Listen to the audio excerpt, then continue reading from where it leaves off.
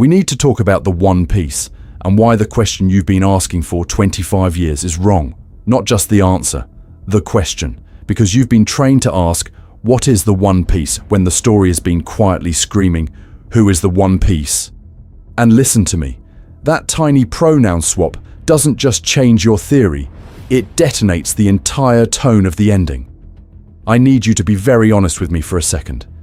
In your head, when Luffy gets to Laugh Tale, what do you see? Be real.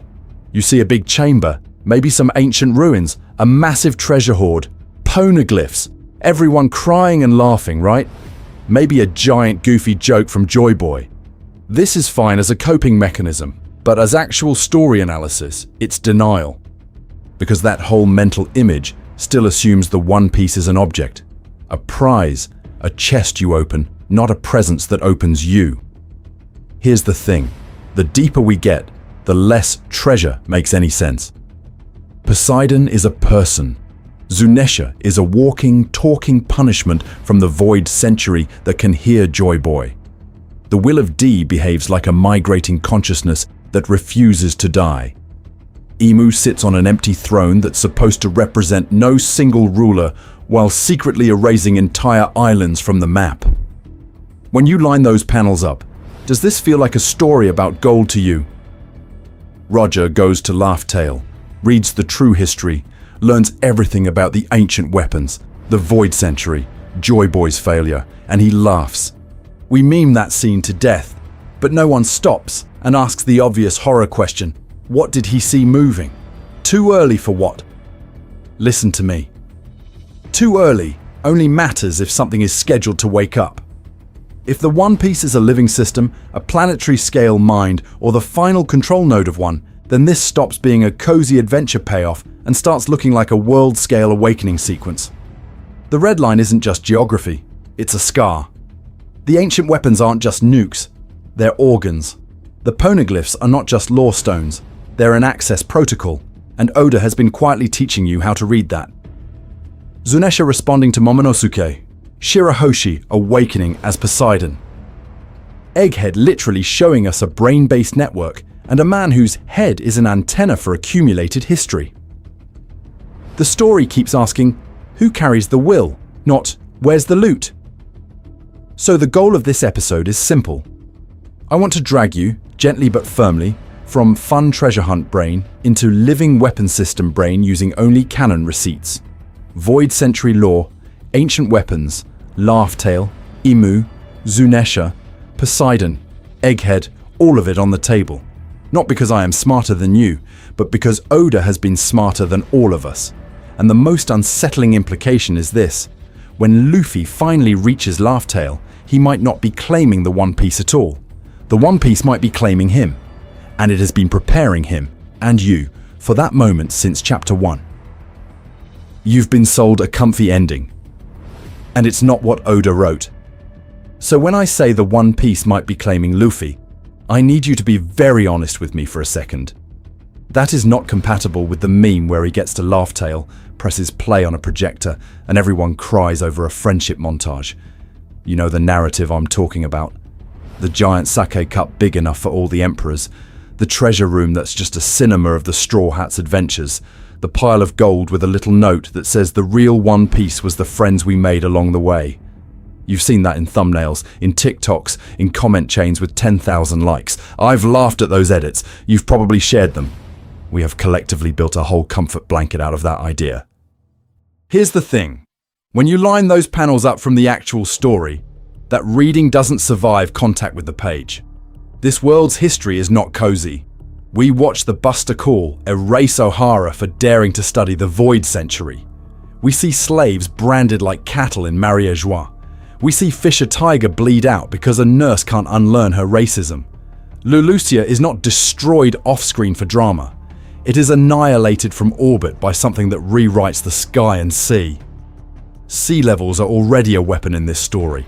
Entire islands vanish, currents go insane, climate is broken on a planetary scale. And over all of that, Oda keeps dangling the same phrases.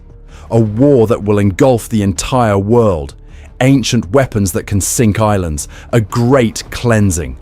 A history so dangerous, the world government kills anyone who even looks at it. That's not the setup for a punchline where Roger just found a really good scrapbook. We need to talk about how much we flatten this. Because when you turn the One Piece into a cute joke, you turn the Void Century into quirky lore. A side quest. A fun YouTube iceberg tier, instead of the central, systemic trauma that defines this entire planet. This is fine as a coping mechanism, but as actual story analysis, it's denial. And I say that with love. I am absolutely the pattern-seeking monkey who wants Oda to pat me on the head, say you were right, and close the book with a big warm party spread. You want that too.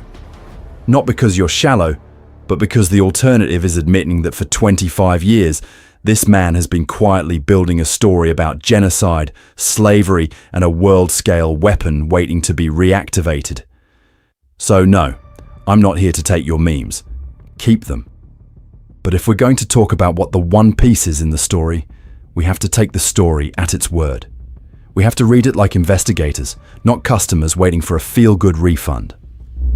Listen to me. For the next stretch, I want you to put the comfy headcanon on the shelf, just temporarily.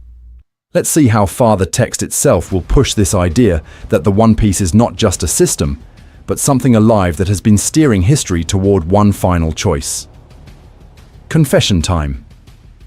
I overanalyzed this so you don't have to. So, confession time. I need you to be very honest with me for a second. You read a crazy One Piece theory, you go, huh, neat, and then you move on with your life. I read one weird sentence about Laugh Tale in a volume SBS, and suddenly I'm 3 coffees deep, surrounded by tabs, rereading 500 chapters like I'm cramming for an exam Oda never assigned. I am not proud of this. My brain is broken in a very specific pattern-seeking monkey who sees Jesus in toast way and Oda keeps feeding it. Here's the thing. When I say the One Piece is alive, that's not me waking up and deciding to be spicy for views. That is me, over months, cross-referencing SBS answers, Viva card data and background panels where the important clue is just a slightly weird eye drawn on a wall behind some guy you forgot existed. We need to talk about the evidence pile, because I promise I did not build this out of vibes. I went back through every big Void Century exposition dump. Clover at O'Hara screaming about a once great ancient kingdom, the Reverie info dumps about the empty throne, Vegapunk on Egghead literally mapping out how history has been flattened. Then I stacked that against every time the story brings up the ancient weapons, Poseidon being a person, Pluton sleeping under Wano, Uranus lurking in shadowy hints that make the sky itself feel like a weaponized system. Add Zunesha and the Sea Kings. Zunesha, hearing Joy Boy. The Sea Kings talking about the day of the birth of the king, and guiding the ship of promise. Add Imu sitting on the empty throne that is supposed to represent no one ruling the world. Add every single ominous Will of D line, from Kureha calling it the name that has been erased from history, to Sengoku and Law treating that letter like a loaded gun instead of a middle initial. And I say that with love. This is fine as a coping mechanism, but as actual story analysis, it's denial to pretend all of that is just random cool seasoning Oda sprinkles on top of a gag treasure. Not because I am smarter than you. Because when you line those panels up, the repetition is insane. Inherited will. The tides of the world government fears this. The same phrases, the same visual motifs of eyes, crowns, thrones, waves, over and over until it stops feeling like coincidence and starts feeling like a designed scaffold. My method is embarrassingly simple and wildly obsessive. I track repeated language. I track where in the structure of the story those phrases show up. I map arcs that mirror each other. Scipia's Forgotten City and Bell against Shandora's Poneglyph. Water 7's ship funeral against Wano's national coffin. I stare at how Roger, Luffy and Joy Boy are framed in nearly identical panels, then ask, okay, what system is this echoing through? This is not a I solved One Piece victory lap. This is me saying, listen to me, I think Oda built a machine out of foreshadowing, and I'm just rattling the casing to see what moves. I'm treating the story like it's coherent on purpose. You are completely allowed to disagree. So take this theory as a working model, not gospel. Stress test it. Throw counterexamples in the comments. Because if the One Piece is alive, if there really is a will behind this weaponized world, then every interpretation we make, every story we tell about it, is part of what it's listening to. And if that's true, then the next question isn't what is the One Piece? It's who has been in conversation with it the longest, which is where Roger, Luffy, and one very specific pattern of madness come back in. Stop thinking treasure chest. Start thinking world-scale system. So if the One Piece is listening, we need to talk about what it's actually plugged into, because this is where most theories fall apart. You cannot have an 800-year information blackout, global censorship, and literal genocide for a prop on a pedestal. You just can't. A chest of gold doesn't justify O'Hara. A funny diary doesn't justify wiping an island off the map with a space laser. Even a really spicy library of void century lore. This is fine as a coping mechanism, but as actual story analysis, it's denial. The world government is not speedrunning war crimes because they're embarrassed about their Goodreads history. Something about this treasure has to actively threaten the operating system of the world. Here's the thing. Once you stop thinking prize and start thinking process, the pieces stop being cute Easter eggs and start looking like hardware. The One Piece isn't the reward at the end of the dungeon. It's the missing component in a global mechanism that already exists. Ancient kingdom technology. Pluton, Poseidon, Uranus, the Red Line, the Calm Belt. The sea itself as an active medium, not just wet background art. Poseidon is literally a person. Shirahoshi is born, cries, and suddenly the Sea Kings treat her like an admin logging into the server. Zunesha is a walking punishment from the Void Century with perfect memory, waiting 800 years for a very specific voice to give it a new command. The Sea Kings talk about Joy Boy and that promised time, like they're following a scheduled update. When you line those panels up, you are not looking at 3 random quirky creatures. You're looking at a distributed living system that has been on standby. So I need you to be very honest with me for a second. In a story where one ancient weapon is a girl, another is a giant elephant with a court sentence, and the ocean's monsters have prophecies, does it really make sense that the One Piece is just a pile of coins? Or even just a stone tablet that says, the government is bad? At this stage of the story, that is not just wrong. That is derailing how you read the entire endgame. If the One Piece is the final piece of a world-scale living system, then ancient weapon stops meaning big canon and starts meaning planetary awakening. Too early for what? Listen to me. Too early to merge the seas. Too early to wake whatever the planet actually is. Too early to flip the switch Joy Boy built that can flatten the Red Line, move Fishman Island, and hard reset the balance of power in one generation. And Roger sees that, understands the mechanism, realizes Poseidon isn't even born yet. Wano is sealed. Alliances are unformed. So instead of screaming, he laughs. Not because he's a sociopath, not because Oda thought, wouldn't it be funny, but because the punchline is that this god-tier system is waiting for the one guy who absolutely does not want to rule anything. Not because I am smarter than you, but because Oda is meaner than both of us. I'm telling you, that is why the story keeps selecting for Luffy. In the next sections, we're going to map this system step by step.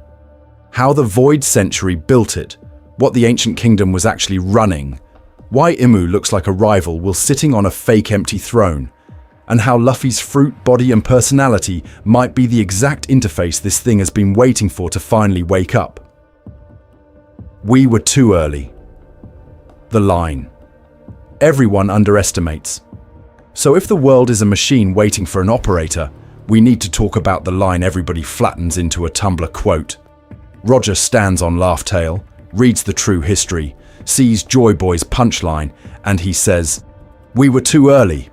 Not, "This is too much." Not, this is too dangerous, too early. You remember that scene the way fandom edits it? Swelling music, the crew laughing through tears, Odin's narration about how they laughed and laughed. You've seen the memes. They found a joke so good it made them cry. This is fine as a coping mechanism, but as actual story analysis, it's denial. Because if all they discovered was a goofy diary and a chest of gold, Roger's line makes him sound like a procrastinating college student. Ha, I'll let the next guy enjoy it. That's not mythic, that's lazy. Here's the thing. Too early only makes sense if there was a concrete action Roger could have taken and chose not to. A switch he could have flipped. A system he could have completed that would have overturned the entire world order overnight. Too early for what? Listen to me. Too early for the system to run. The comfy reading says the world wasn't ready emotionally. People weren't ready for Joy Boy's truth. The seas weren't ready for a big global party. The Marines needed more character development first. And I say that with love, because I lived in that reading for years. It makes you feel safe. It turns the One Piece into a vibes-based TED talk about freedom. But when you line those panels up with everything we know now, it falls apart. Poseidon is literally a person who hadn't been born yet. Pluton is sealed in Wano behind a country that deliberately closed itself. Uranus is implied to be in Emu's pocket. The Void Century weapons are half online. The political map is wrong. The red line is still intact. Too early starts sounding less like a moral excuse and more like a failed activation check. I need you to be very honest with me for a second. If Laugh Tale is the control room for a planetary weaponized system, then that laughter on the Oro Jackson is not haha ancient meme. That is nervous, existential. What have we stumbled into laughter? Roger is standing on top of a dormant god, or mind, or world-scale weapon he is not allowed to wake yet, reading Joy Boy's apology letter about why the last attempt went wrong. And now the horror angle clicks. A living system has been waiting for a specific era, the right population pressures, the right sea levels, the right reincarnated mermaid princess, the right pirate with the right fruit. Roger realizes he is not that guy. The One Piece literally will not wake up for him. So what changed? Why Luffy? Who or what has been calibrating this planet for 800 years to hit this exact window? And what happens if he presses the button anyway? If you take the canon. Seriously, Roger's laugh is terrifying. So if something has been calibrating the planet for 800 years, we need to talk about the one scene where somebody actually saw the finished blueprint and reacted in real time. Laugh Tale, the mythical island that turned a pirate king into a stand-up audience member. You know the panels. Roger and his crew are on the ground, howling. They're crying, clutching their stomachs, calling Joy Boy a great guy, like they just watched the world's most elaborate prank video. Roger looks at the culmination of all Void Century research, all ancient weapons, all hidden history, and he goes, let's call it Laugh Tale. As if the punchline to the entire story of the world is a joke. That's the comfy read. Joy Boy was a funny dude. Roger got the gag. One Piece is a meme treasure. And I say that with love, because I lived in that reading for years. It's cozy. It means you don't have to think about what would actually make the Pirate King laugh and cry at the same time. Here's the thing. When you line those panels up with everything we learn later, Roger's laugh stops being cute and starts being horrifying. O'Hara gets annihilated for even touching the Void Century. A whole island of scholars Buster called off the map because they tried to do, in slow motion, what Roger's crew did in one afternoon. Professor Clover gets one breath away from saying the name of the ancient kingdom and is literally shot mid-sentence. Vegapunk tells us there is a world-shaking war coming that's tied to that same erased history. None of that is the setup for surprise. It was a chest of gold and a prank diary. Oda loves tonal dissonance. He lives there. Goofy bounty posters printed over human trafficking. Gag characters like Buggy and Caesar wired directly into serious plot machinery. We watch slaves laugh at the Sabaody auction house while a celestial dragon holds a gun. This is fine as a coping mechanism, but as actual story analysis, it's denial to look at Laugh-Tale and go, well, they're laughing, so it must be light-hearted. In this story, the bigger the grin, the sharper the knife behind it. So what is Roger's laugh, really? I need you to be very honest with me for a second.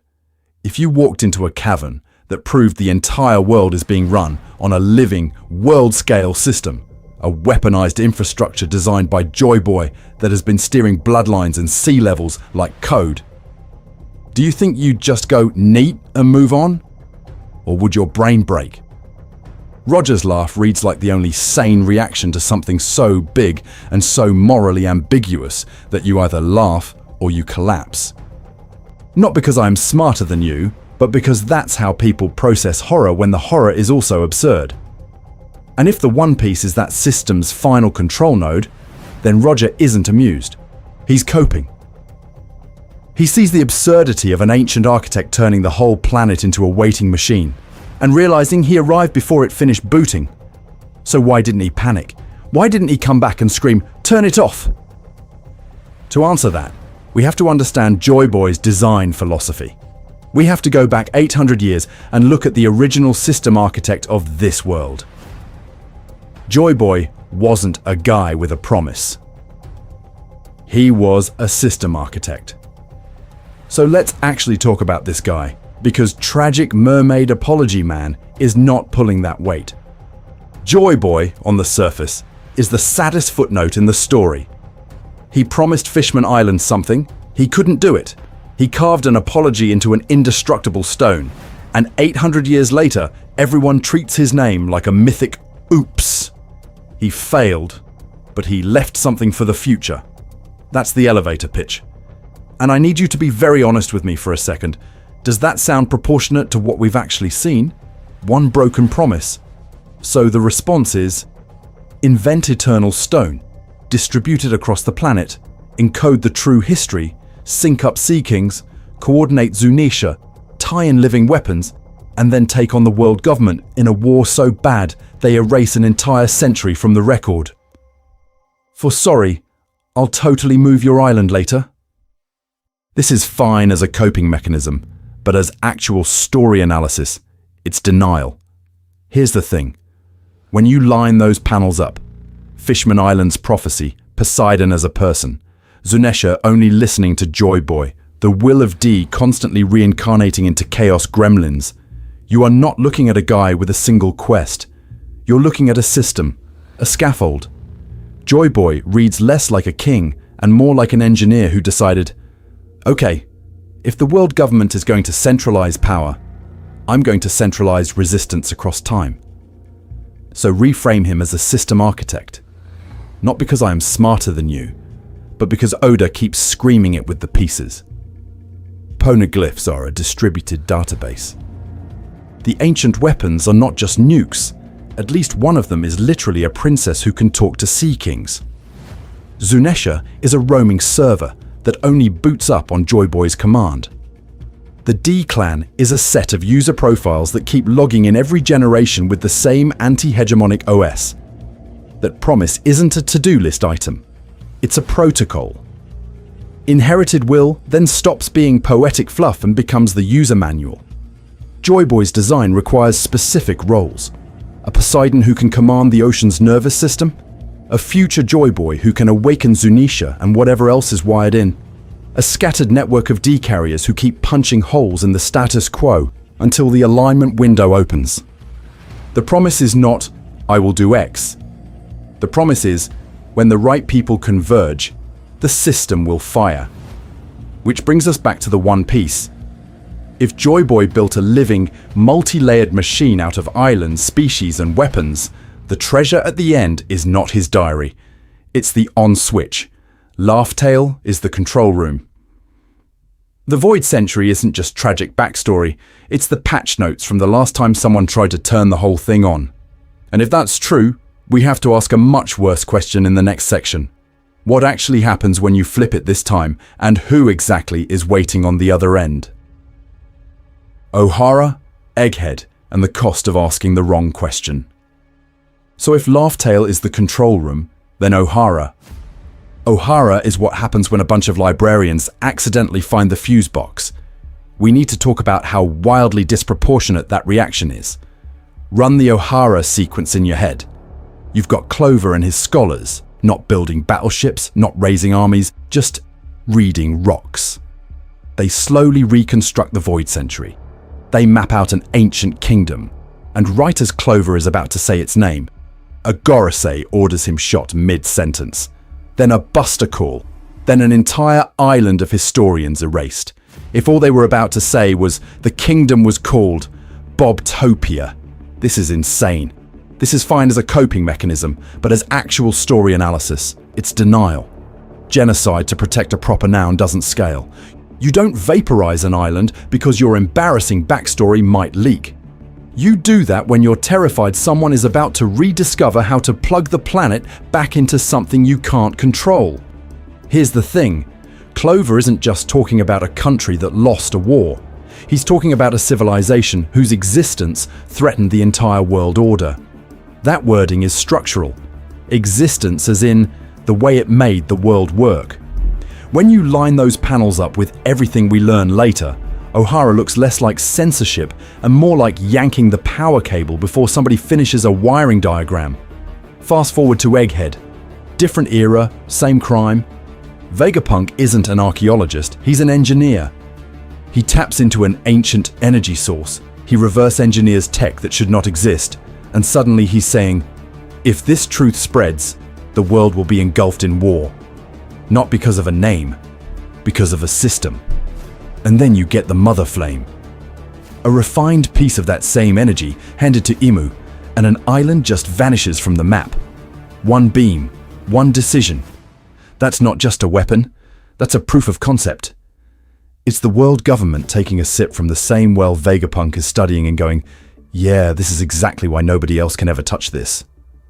Listen to me. O'Hara is punished for approaching the Void Century from the side of history. Egghead is punished for approaching it from the side of physics. Both times, the hammer drops at the moment the research stops being what happened and starts being how the planet is wired.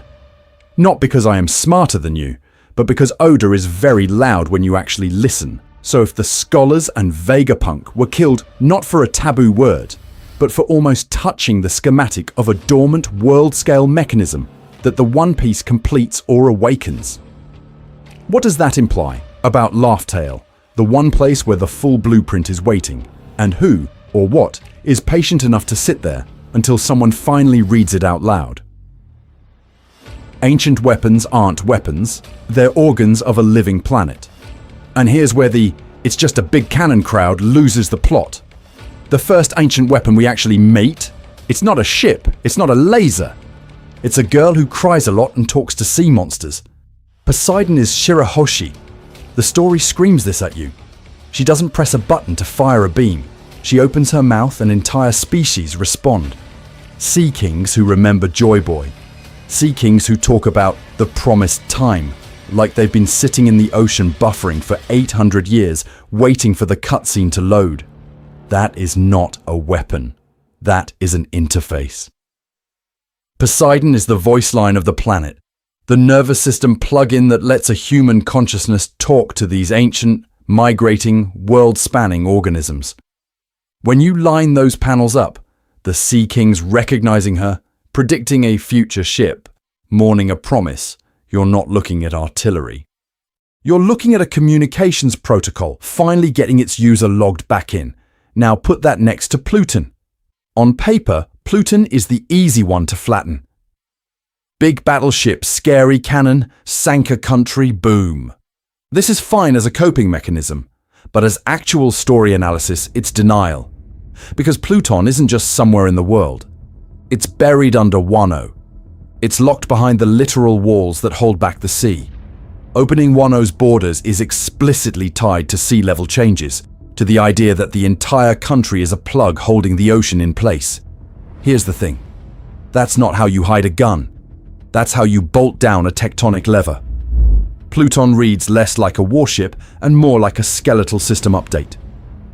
You pull that lever and you're not sniping an island. You're rewriting coastlines. Red line, calm belt, Grand line currents, the very bones of the map. A ship, in the same way your spine is a stick. Technically true, aggressively missing the scale. Then there's Uranus, the big unknown. People see Imu erase an island with a beam from the sky and immediately go, "Ah yes, Death Star." I need you to be very honest with me for a second. Does that feel like Oda's endgame? Or does that feel like your brain importing Star Wars DLC into a completely different story? We know Uranus is tied to the Mother Flame, something harvested, refined, fed into a system that manipulates the sky itself. Imu's attack doesn't rise from the sea like Pluton or from the depths like Sea Kings. It descends. That smells like atmosphere, like orbit, like the climate control organ of the same body. So line them up as organs. Poseidon, neural interface, the planet's ability to speak and coordinate through living relays. Pluton, skeletal and tectonic, the machinery that can crack continents, drain seas, destroy the red line, and let Fishman Island finally move. Uranus, atmospheric and orbital, the switchboard for weather, sunlight, maybe even gravity. If those are organs, then the ancient weapons are not 3 separate superweapons. They are distributed body parts of a single, dormant, world-scale life form, which raises the only question that actually matters. If these are just organs, where is the brain or the heart? What is the one piece in that anatomy chart? Listen to me. If Joy Boy built a living system that can talk, move, and breathe a new world into existence, then the one piece is not just the key. It's the thing that decides whether the body wakes up at all. A brain that can coordinate every organ. Or a heart that actually starts the flow. And if it's alive, if it can choose, then Luffy isn't just going to find the treasure. He's walking toward a conversation with the planet itself. Zunesha, Sea Kings, and the planet that remembers. So, if Luffy is walking toward a conversation with the planet, we need to talk about the fact that the planet has already been talking back. Just not to humans you're used to listening to. Start with Zunesha, an elephant so old the story treats it like landscape. It's not a character, it's a weather pattern with legs. For centuries it just walks and walks, punished for a crime from the Void Century, and everyone reads that as tragic flavor text. Then Momonosuke hears a voice, says stop, and this continent with feet just obeys. Instantly. No lag, no moral hesitation, just a living island executing a command packet from a kid carrying Joy Boy's will. Here's the thing, Zunesha doesn't just follow orders, it recognizes context. When Momonosuke relays Luffy's state on Onigashima, Zunesha reacts to the drums of liberation and says, Joy Boy has returned. That's not a GPS ping. That is an if-then script. If this rhythm, this fruit, this will reappears, then wake up, change course, prepare for that day. You are looking at a planetary scale process resuming after an 800-year sleep. Now put that next to the Sea Kings. These aren't just big fish that yell at ships. They have conversations about destiny. They talk about that day when they will be led. They recognize that Poseidon is not a blueprint, but a person, Shirahoshi, and they explicitly frame her as the inheritor of a promise from the ancient past. They literally say they've been waiting centuries for her birth, that another sovereign will appear in the distant sea. That is scheduled activation. That is a delayed function call. When you line those panels up, Zunesha and the Sea Kings are not random fantasy creatures. They're distributed memory nodes in a living system. They store Joy Boy's last commands, his unfinished promises, his access keys, and they just sit there, looping the same subroutines until the correct user logs in. Poseidon's voice is a password. Luffy's heartbeat is an authentication token. Momonosuke's command is an admin override. And I say that with love. If you still think the One Piece is just a chest of treasure after this is fine as a coping mechanism, but as actual story analysis, it's denial. Listen to me. Oda keeps showing you organic infrastructure, poneglyphs as stone hard drives, Zunesha as a mobile server rack. Sea Kings as oceanic routers waiting for Poseidon's signal. None of this is accidental. Not because I am smarter than you, but because Oda is aggressively consistent when he retrofits his own history. So, if these are just the peripheral organs, what exactly is sitting at Laugh-Tale? If the world already has living memory scattered across its oceans, then something has to be coordinating the pattern. Is Laugh-Tale the control room that syncs Zunesha, the Sea Kings, Pluton, Uranus, Poseidon, and the Red Line itself? Or is there a central consciousness there, the core node that's been waiting for someone like Luffy to finally pick up the call? The will of D? Fragments of a sleeping mind. So if Laugh-Tale is the control room, then we need to talk about the people who keep getting dragged into the system, whether they like it or not. The walking error messages in the world government's code. The ones with that stupid little initial. The will of D is one of those things fandom loves to flatten into a meme. They smile at death, they're rebellious, they're enemies of the gods. Cool. True. Also the shallowest possible reading, and I say that with love because I lived in that reading for years. You line up Roger, Luffy, Ace, Law, Garp, even Teach, and you see the pattern. They crash into the world order, they drag history back into the present, and when death shows up, they grin like they got the joke early. But here's the thing. If D is just a quirky bloodline marker, why does it keep showing up in exactly the people who tilt the story off its rails? Why does Clover know the name? Why does Doflamingo fear it? Why does Corazon whisper it like a curse and a prayer at the same time? Inherited will is the text, sure, but inherited will is a description, not a mechanism. Listen to me. What if D isn't a flag you're born with, but a process that boots up inside certain people?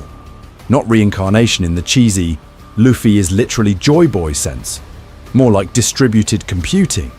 Fragments of a larger mind, a sleeping directive from the Void Century, running itself across multiple hosts over centuries because the world is too big and too locked down for one lifetime. That's why they're not puppets. D-carriers are hosts, not marionettes. Their personalities are real, their choices matter. But under the hood, there's a bias in the code. A tilt, a deeper directive pushing them toward the same alignment. Challenge the gods, free the seas, reconnect what was violently separated. This is fine as a coping mechanism, but as actual story analysis, it's denial to pretend that all these coincidences are just Oda winging it. When you line those panels up, Roger laughing at the true history, Luffy ringing the ox bell to announce a new era, Law dismantling the Shichibukai system, Blackbeard hunting powers like he's hoarding admin privileges. You see a network, not a family tree. Different methods, same underlying job, and Luffy is the most obvious host yet. His absurd charisma, his gravitational pull on allies, his reflexive need to topple every artificial hierarchy he touches. That's not just, he's a good boy who loves meat. Gear 5 doesn't just give him rubber cartoons, it explicitly names him Nika, the sun god, the figure of liberation that Zunesha recognizes on sight. A 1,000-year-old elephant hears Luffy's heartbeat and goes, "Joy Boy." That's not symbolism, that's a handshake protocol. So, I need you to be very honest with me for a second. If D, Zunesha, the Sea Kings, and even Poseidon as Shirahoshi are all running the same liberation script, what are they orbiting around? What central will are these fragments trying to wake up? Because if the One Piece is that core consciousness, then we haven't been asking what Luffy will find. We've been asking what will finally find Luffy, and the really uncomfortable question is who else that mine might choose. Imu and the Empty Throne, the rival will at the world's core, because that who else has already raised their hand. Imu is what it looks like when something else gets picked first. We need to talk about the Empty Throne. This big symbolic chair that exists specifically so nobody can sit on it, so the world can pretend power is distributed. Nobody's king of everything. It's all checks and balances and celestial democracy. Then Oda just cuts to the chase and shows you a shadow walking up those steps and sitting down like it's their living room couch. No fanfare, no speech, just plop. That's not a twist about politics. That's a twist about will. And then you watch what that will does. Imu strolls into the chamber of frozen butterflies and wanted posters, points at Lulusia on a map like they're closing a tab, and an entire island gets erased. No build-up, no fire the cannon, just a decision. Later, we see that same figure descending into that refrigerated vault to stand in front of a giant straw hat, the exact visual symbol of the guy the One Piece should be choosing. Listen to me, that is not subtle. That's a rival claimant walking into the other god's shrine. Here's the thing. If the One Piece is a living system, Imu is not just a secret monarch, they're a hijacker. 800 years of world stability is not just the world government being mean. It's a consciousness that found the root access of Joy Boy's network and slammed everything into read-only mode. The seas are fragmented, the red line is a wall, history is literally redacted. That is what a frozen operating system looks like. When you line those panels up with the island erasing attack, it gets worse. We're told about Uranus, we see the mother flame, and then we watch a God's Eye beam delete Lulusia from the map. But look at how clumsy it is. One island, one tantrum. It feels like someone using a medical device as a weapon, like taking a heart-lung machine that was supposed to keep a planet alive and hot-wiring it into a bomb. The ancient weapons were designed to talk to the sea, to the sky, to the earth. Imu is using that channel to mute people. So the Void Century stops being mysterious blank space and becomes a very specific kind of war. Joy Boy trying to build a distributed, living internet of wills, and Imu trying to centralize the server in one locked room under Marie Joie. One side wants a world that keeps changing. The other wants a diorama that never moves unless they tap the glass. I need you to be very honest with me for a second. If that's the setup, then the final saga is not about Luffy finding a treasure. It's about which mind gets to define reality for the next 800 years. The One Piece's awakening will versus Imu as parasitic will. And the terrifying possibility is that waking one might fully unleash the other. So how do you even fight that? You don't punch a throne. You have to rewrite the system it's sitting on. Building the blueprint. How all these pieces form one system. So, if you don't beat a throne by punching it, what do you actually hit? You hit the wiring. You go after the machine it's plugged into. Here's the thing. Once you stop treating this world like a fantasy map and start treating it like a sabotaged engine, the pieces stop being cool mysteries and start being subsystems. The ancient kingdom isn't just a lost nation, it's the original manufacturer. Their tech is the chassis, weather control, sea level manipulation, whatever made a continent-sized ring like the Red Line even possible. That's your hardware layer. Then you've got the poneglyph network. And I need you to be very honest with me for a second. If these were just history books, why are they indestructible, globally distributed, and storing coordinates and weapon specs? That's not lore. That's documentation. It's the service manual you etch into diamond because you assume the operating system is going to be hijacked. So even if Imu wins the war, the instructions to reboot the planet are baked into the rock.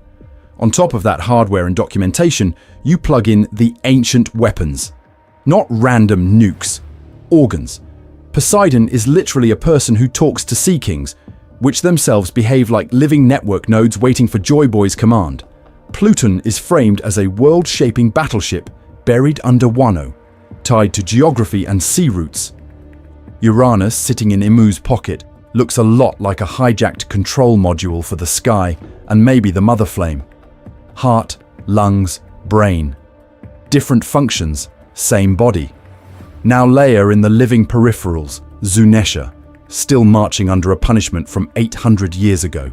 Only able to act when Joy Boy's successor speaks. The Sea Kings hearing voices across time. These are not flavor creatures. They're demons in the background. Processes waiting for a specific user credential. That credential is the D carriers. The will of D isn't a quirky middle initial. It's an authentication token. A way for the system to recognize this is a compatible user profile, without caring about bloodline purity in the celestial dragon sense. And sitting at the center of all of this is Laughtail. Not just a funny island with a big punchline, but the server room. The place where the master process, the One Piece, has been put to sleep. If the world is a sabotaged machine, the One Piece is the original OS image. A living consciousness that, once booted, can talk to Pluton, Poseidon, Uranus, Zunesha, the Sea Kings, every deflagged user, and push the system into a new global state. Listen to me. That makes Roger's too early line a technical constraint, not a vibes check. Poseidon wasn't awakened. Wano was still closed. Pluton sealed. The alliances, the D-carriers, the emotional firmware of the age, offline. He could have hit run, but with half the organs disconnected, you don't get a clean reset. You get planetary cardiac arrest. And I say that with love. This is fine as a coping mechanism, but as actual story analysis, it's denial to pretend he walked away from a gag prize. When you line those panels up, he walked away from a full system reboot he wasn't willing or allowed to safely execute yet. So if the blueprint looks like this, the next question is brutal. What does it actually mean to press that power button now that everything's waking up? Why Roger couldn't use it and why Luffy can. So, if the blueprint is a power button, we need to talk about why Roger walked up to it, read the manual, laughed his lungs out, and then backed away. Because too early is not just vibes, it's version incompatibility. Picture Roger's era as our half-installed operating system. Poseidon, not born yet. The one ancient weapon we know is literally a person. Shirahoshi does not exist. Zunesha is just wandering, condemned to walk, no Joy Boy signal pinging, execute command. The D-carriers are scattered across the globe, not clustered into one insane found family supernode like Luffy's era. The world government has not yet hit the level of visible rot where the average person is ready to watch it burn. It's oppressive, sure, but it's stable oppression. Here's the thing. A system that can rewrite seas and topple continents cannot just flip on in a stable world. You don't boot a planet-scale weapon without redundancy. You need critical mass. Certain bloodlines in place. Certain fruits awakened. Certain nations cracked open. Social tension high enough that when the map literally changes, you don't get full extinction, you get reallocation. Roger looks at this living network, the poneglyph database, Zunisha, Fishman Island, Wano, the ancient weapons, and realizes the prerequisites aren't met. Poseidon is offline. Pluton is sealed under a closed Wano. Uranus is whatever Nightmare Imu is babysitting. The D servers are still mostly dormant. Pressing the button now is not a heroic revolution, it's a crash. And I say that with love. When you line those panels up, Roger is not a coward. He's tech support. He reads Joy Boy's patch notes, laughs at the absurdity of the design and goes, "Yeah, no, we're gonna brick the world if I run this on 20% hardware." Now, jump to Luffy. Nika is awake. The literal sun god fruit, a rubber body designed to bend and not break, finally running its intended software. He has alliances across species and nations. Fishmen, minks, samurai, giants pending, ex-warlords adjacent. He's met Shirahoshi, the living Poseidon. Wano is in the process of opening, which means Pluton is one political choice away from unsealed. Zunesha is back in range, explicitly waiting on Joy Boy's command. Meanwhile, the Yonko era, the Reverie, Sabo's actions, and the fall of multiple emperors have pushed the world into maximum volatility. This is the moment the system was built for. Not because I am smarter than you, but because Oda keeps screaming it through structure. The One Piece is not a static chest. It's a living will, a coordinator that can choose when to wake and who to interface with. With Roger, it goes messenger. With Luffy, it finally goes user. So if this thing is actively choosing Luffy, I need you to be very honest with me for a second. What exactly is it choosing him for? To free the world? To merge with it? Or to become its new face? And what does that do to a boy who never wanted a throne? Only a C. Luffy as interface, the human shape of a planetary will. If the One Piece is a system looking for a user, then we need to talk about why it keeps orbiting this one rubber idiot, like he's the only compatible USB port on the planet. Because Luffy is not just good protagonist energy. He's a very specific answer to a very specific historical failure condition. Here's the thing. Every time One Piece shows you a would-be world changer, they fail the same way. They want to rule. Dragon builds an army. Emu hides on an empty throne. Doflamingo literally says he'll sit at the center of the world. Luffy. He refuses to be a hero, refuses to be a god, laughs in the face of titles. And I say that with love. The man's entire political philosophy is, I want to eat meat and my friends should be free. That's not an accident. That's a safety feature. Radical freedom, refusal to rule, weaponized friendliness. He walks into Alabasta, Dressrosa, Wano, Fishman Island, Scipio, and without ever writing a constitution, he destabilizes tyrants and then walks away. No crown, no tax system. Just, Vivi, you got this. Riku, you got this. Momonosuke, you got this. This is fine as a coping mechanism, but as actual story analysis, it's denial to pretend Oda isn't hammering a pattern here. Luffy's superpower is not punching hard. It's making allies faster than the world government can categorize them. Fishman Island, tied to Poseidon. Wano, tied to Pluton. Skypiea, tied to the ancient poneglyph network. Dressrosa, directly linked to the Void Century underworld. When you line those panels up, what you're looking at is a mesh network of people and places emotionally bonded to one guy who refuses to sit on any throne they build for him. Now plug Gear 5 into that. Gear 5 is the point where the story stops pretending this is just a strong rubber form. The sun god Nika, warrior of liberation, turns reality into a cartoon. Physics bend to imagination. He grabs lightning, turns the ground into rubber, makes Kaido's eyes pop out like a gag reel. And listen to me, if you think that's just Oda being goofy, you are missing the mechanical elegance. A world-scale system that wants to be reshaped needs an interface that treats reality as Play-Doh, not property. Gear 5 is compatibility mode. The planet says, I want to move continents. And Luffy's whole deal is, cool, what if I bounce the sky? And this is where Luffy becomes the trust test. The One Piece, as a living will, cannot risk another Joy Boy who flinches or another Imu who hoards. It needs someone who literally cannot conceptualize using full power to dominate. Luffy has turned down warlord status, ignored offers to lead armies, shrugged off worship on Skypiea and Fishman Island. Not because I am smarter than you, but because Oda is very loud. This boy will break any crown you try to put on his head. Pattern interrupt time. You've spent 25 years hearing, Luffy will change the world. Flip it. The world has been changing Luffy, through Alabasta, through Scipio, through Wano, into the precise emotional and ethical shape the One Piece needs to safely wake up. So the real question isn't, what will Luffy do with the system? It's, what has the system already done to him? Vegapunk's warnings. The coming war as system reboot. So if Luffy has been getting rewritten by the system, we need to talk about the one guy in the story who actually noticed the operating system underneath the world. Vegapunk. Because listen to me, this old apple-headed freak is not just there to drop fun science trivia. His last message is basically a patch note from reality itself.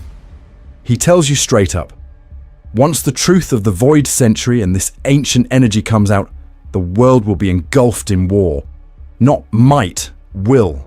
He's terrified, and he's still pushing the send button. Here's the thing. Fandom treats that as, oh, classic shonen, big final war, let's go hype panels. This is fine as a coping mechanism, but as actual story analysis, it's denial. Vegapunk is not warning you about a normal political conflict. He's warning you about what happens when two incompatible architectures try to boot on the same hardware at the same time. On one side, you've got Imu's frozen order, the red line, the world government, the empty throne that is very much not empty. A system built on suppression, on deleting pieces of history, on flattening the map so nothing unpredictable can move.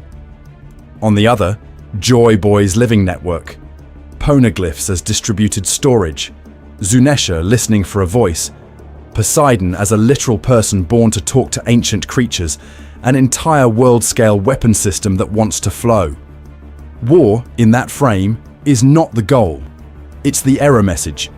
It's what happens when Joy Boy's living OS tries to boot over Imu's hard-locked firmware, and neither one is willing to uninstall. Now plug Vegapunk's research into that. For decades, he's been poking at ancient energy the way a curious raccoon pokes at a nuclear reactor. He reverse engineers bloodlines, clones, seraphim, all of it powered by something he barely understands. Then the Mother Flame shows up. A modern attempt to bottle that energy, to cut out a single subroutine from Joy Boy's original design and strap it onto a celestial dragon superweapon. You saw what happened to Lucia. When you line those panels up with Eni's Lobby's Buster Call, it's not just bigger boom. It's a different category of force, like someone hit delete on a region of the map. That's not just Uranus. That's the Mother Flame, acting as a jerry-rigged plug into the ancient system. And Vegapunk? I need you to be very honest with me for a second. He is absolutely an accomplice here. Not because he's evil, not because I am smarter than you and saw it coming, but because he did the thing every Oda scientist does.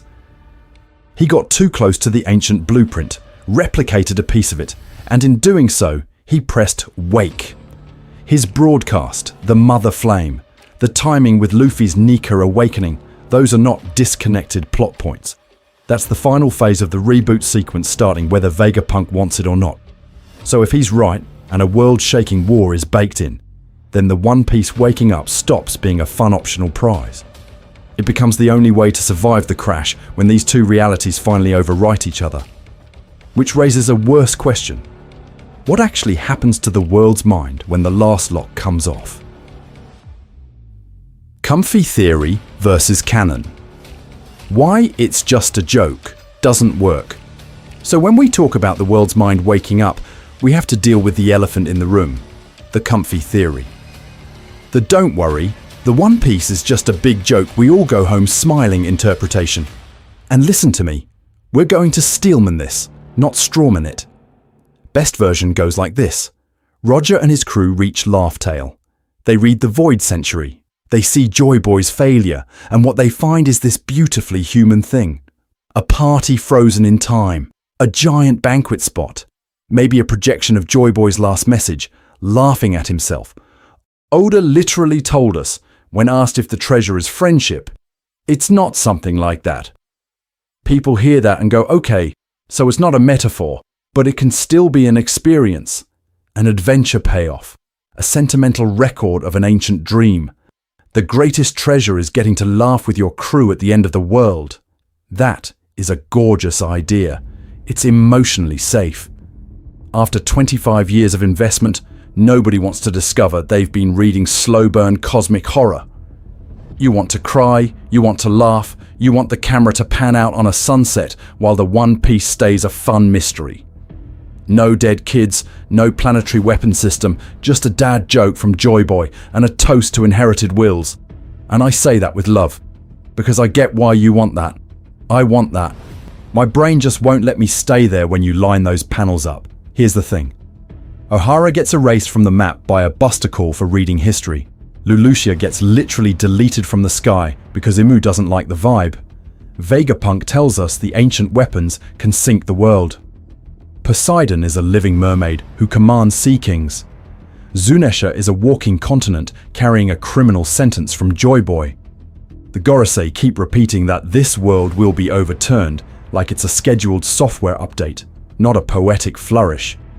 That is not the scaffold for surprise, it was just a party island. You don't spend decades building a distributed stone database, seeding prophecies, and animating the ocean itself to deliver a Hallmark card. This is fine as a coping mechanism, but as actual story analysis, it's denial. Because if the punchline is only a laugh, Oda's craft gets flattened. 25 years of Void Century foreshadowing, of weapons framed as gods, of Roger being too early, all get retrofitted into setup for the most expensive gag in manga history. Not because I'm smarter than you, but because the text keeps screaming that the One Piece is a system, a switch, a living protocol waiting for the right user. So, I need you to be very honest with me for a second. Do you really believe Oda built Imu, Uranus, Poseidon, the Red Line, and a genocidal world government just to land a pirate stand-up routine? Or is the laugh at Laugh Tale the nervous laugh you do when you realize the planet itself is about to log back in? Because if it's the second one, then we're not arguing about treasure anymore. We're arguing about what happens when that living system finally picks a captain. And that's where things get uncomfortable. Laugh Tale as horror story, when the punchline stares back. So let's actually sit on that ship for a second. You're on the Oro Jackson, end of the world, final island. The whole story has been dragging your brain toward this one promise. Treasure, truth, something you can point at and go, yeah, that was worth the genocide and the 800-year information blackout. You step onto Laugh Tale expecting a chest, a weapon, a secret. Instead, you meet something that feels like it notices you. Not a jump scare, not a ghost. Information that behaves like an eye. History that reacts. The poneglyph network stops being dead rock and starts reading you back.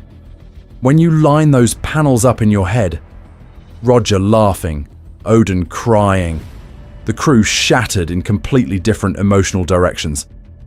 It doesn't look like, funny prank. It looks like 7 people having 7 incompatible coping mechanisms in the face of the same cosmic punchline. Here's the thing. The "it's just a gag" take only works if Laugh Tale is passive, if it's a museum tour. But Oda has already told you that at least one ancient weapon is literally a person. Poseidon is Shirahoshi. Zunisha is a walking war crime with a memory. The Will of D behaves like a persistent process that survives user death. You really think the final control node of that system is just furniture? Imagine what the joke actually is. You spend your whole life chasing freedom on the sea, only to find out the sea is stage lighting. The Red Line, the Calm Belts, Fishman Island under a rock. All of it is set dressing for a sleeping mind's 800-year plan. Your pirate adventure, a side effect. You are not the protagonist of history. You're a diagnostic test the system is running to see who shows up at the console. I need you to be very honest with me for a second. If you walked into a server room at the edge of the world and the server turned around metaphorically and went, "Oh, you're early," would you laugh? Or would you laugh because the alternative is screaming until your lungs give out? This is fine as a coping mechanism, but as actual story analysis, it's denial. Roger laughs because that's the only way to stand upright in that moment. Odin cries because he understands the Void Century, Joy Boy's failure, and the bill that just landed on their generation. The others break, or dream, or resolve. Mixed reactions aren't a tonal gag. They're a psychological cross-section of what happens when 6 pirates and 1 future shogun realize the world is a pending software update. And Roger's Great Pirate Era speech. That's not him sharing a meme. That's him punting the admin login down the timeline. He decides consciously to turn this horror into a treasure hunt. To wrap an existential burden in the one language he knows the world will chase. Adventure. Oda draws it like a romance. Sunlight, tears, smiling faces. The birth of the Pirate King. But if the One Piece is a living system, a reboot mechanism waiting for the right user, that scene is closer to cosmic horror than payoff. It's the moment the characters realize the planet has been watching, waiting, and will eventually wake up. Listen to me.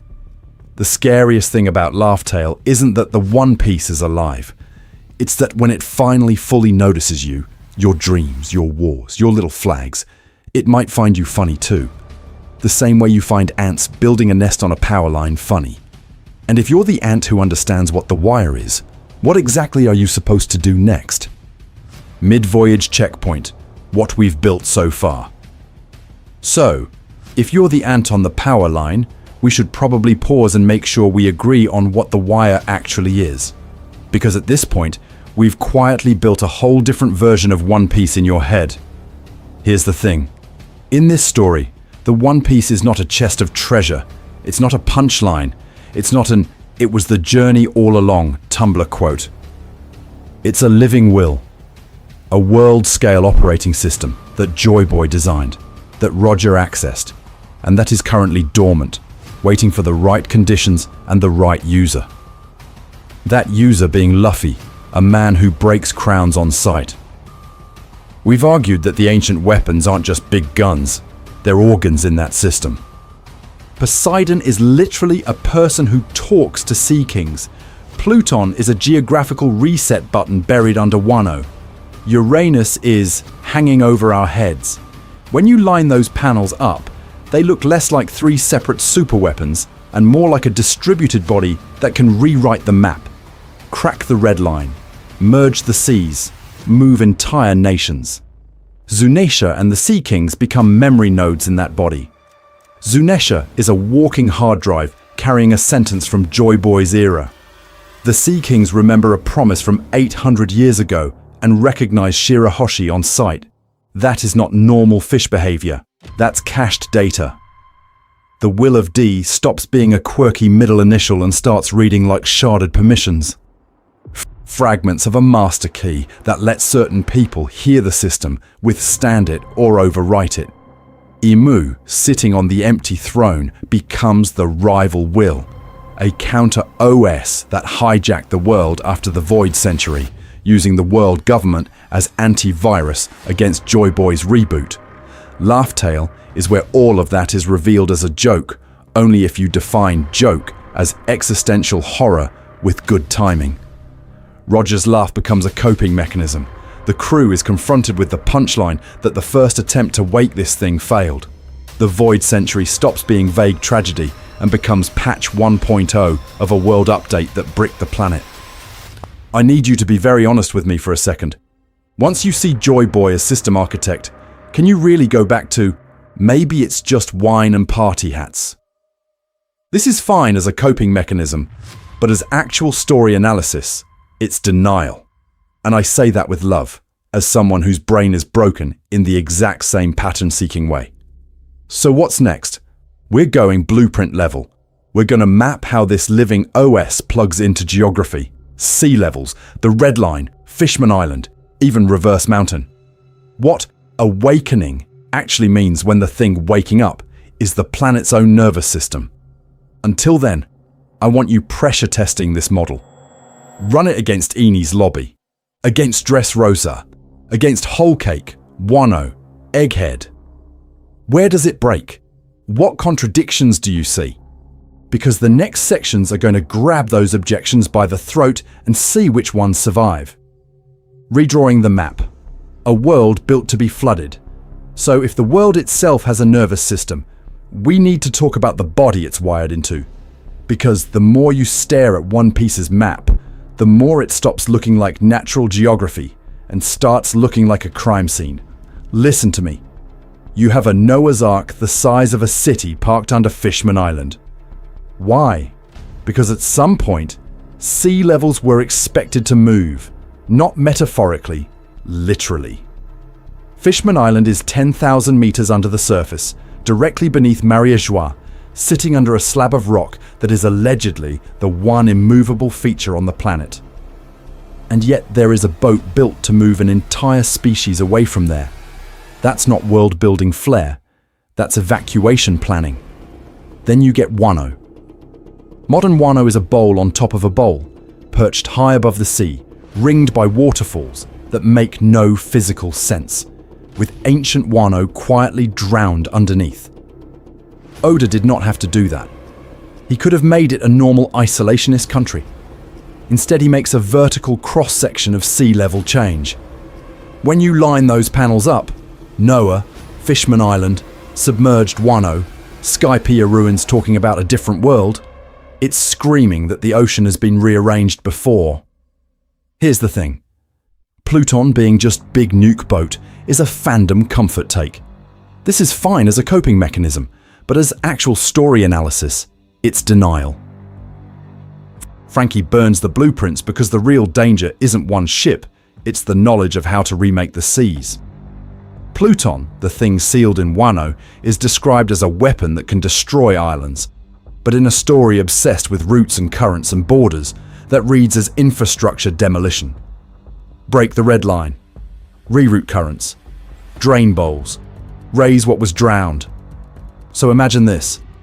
After the Void Century War, whoever won looked at Joy Boy's system, a world designed to be fluid, literally, and said, lock it. You slam a rock spine through the planet, carve one safe route in and out with Reverse Mountain, pin Fishman Island under your palace, flood some places, strand others in the sky, and you call that peace. The current map is not optimal for trade, culture, or information. It is optimal for segregation and control. Not because I am smarter than you, but because Oda keeps handing you these puzzle pieces and you keep going, wow, what a wacky ocean, instead of, who did this on purpose? So place the one piece back into that context. If it's the master node of a living system, then its awakening is not just turning on a light. It's issuing coordinated commands to Pluton, to Poseidon's Sea Kings, to whatever Uranus is, to Zunesha and every other ancient node, to perform a controlled world reset. Raise some land, drop other land, maybe crack the red line and let the four seas crash into one. Terrifying. Also, maybe necessary. And I need you to be very honest with me for a second. If the One Piece is alive, and pushing that final button will literally drown or reshape pieces of this world, then the real endgame question is not what is it anymore. It's whose side is it on? Skypiea, Shandora, and the test run we ignored. So if the real question is, whose side is it on? We need to talk about the one arc that literally ripped a piece of the world out of the ocean and hung it in the sky like a test model. Skypiea is Oda handing you a tiny world reset in a snow globe and you going, wow, fun filler cloud arc. And I say that with love because I did it too.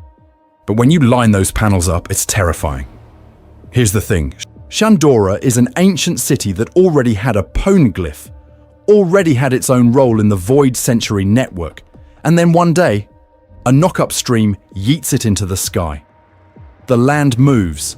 The people are displaced. A bell that used to ring across the blue sea is now ringing to nobody, stuck in the clouds, while a stone of forbidden history just keeps sitting there, quietly broadcasting to no one who can read it. That's not just lore dressing. That is a miniature version of the nightmare we just talked about. World geography forcibly rearranged by a system no one alive understands or controls. A localized, surgical apocalypse. Skypiea is what a reset looks like when it only hits one square on the map. And Oda wraps it in this goofy adventure so you don't have to think about the implications. This is fine as a coping mechanism, but as actual story analysis, it's denial. Because that poneglyph in the sky, it's not just a history log. Roger was there. Roger, via Odin, literally writes on it. He updates the database. He uses Shandora as a cloud server, in the most literal sense, to pass a message forward. Now look at the bell scene again. Luffy doesn't just beat a knell, he climbs a giant golden death ball and punches the bell so hard it rings down to the blue sea. It sends a signal to Cricket. It sends a signal to the world. Visually, that's a dormant node in the network getting reactivated after 400 years of silence. You have ancient land stolen into the sky by a vertical world current. You have a poneglyph left behind as a beacon. You have a bell that, when rung, relinks sky and sea and history in one sound. That's land, sky, and memory being rewired like a living system flexing one muscle.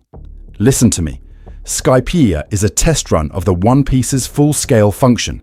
Small range, limited casualties. Same logic. A piece of the world is moved, the record of that violence is etched in stone, and centuries later, a D shows up and accidentally hits the resume signal button. Not because I'm smarter than you, but because Oda is a menace, I'm telling you.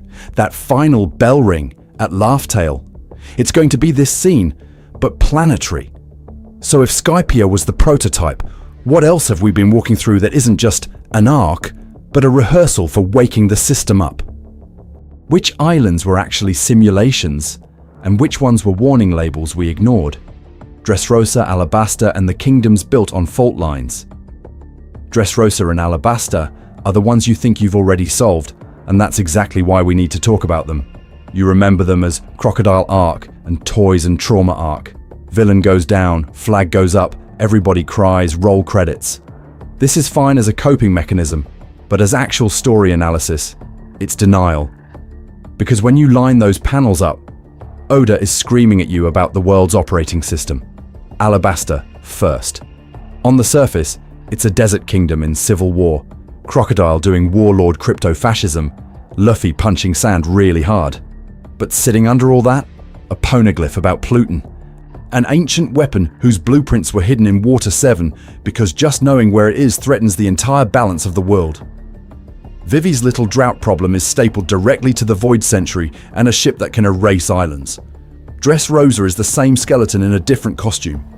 You've got Doflamingo as a false king, a nation gaslit by a rigged history, literal memories rewritten.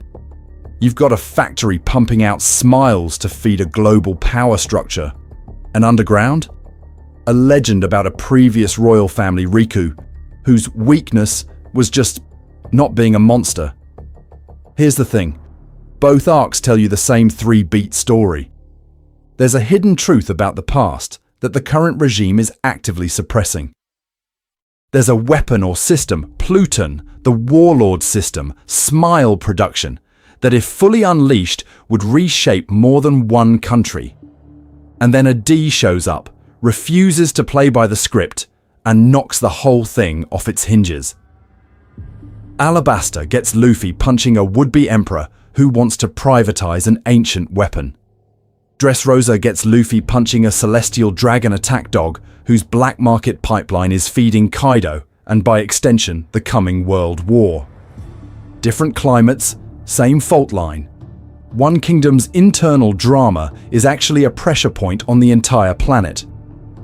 I need you to be very honest with me for a second. Did you really think Oda ran the Topple the Corrupt Monarchy side quest twice because he ran out of ideas? Or is he training you?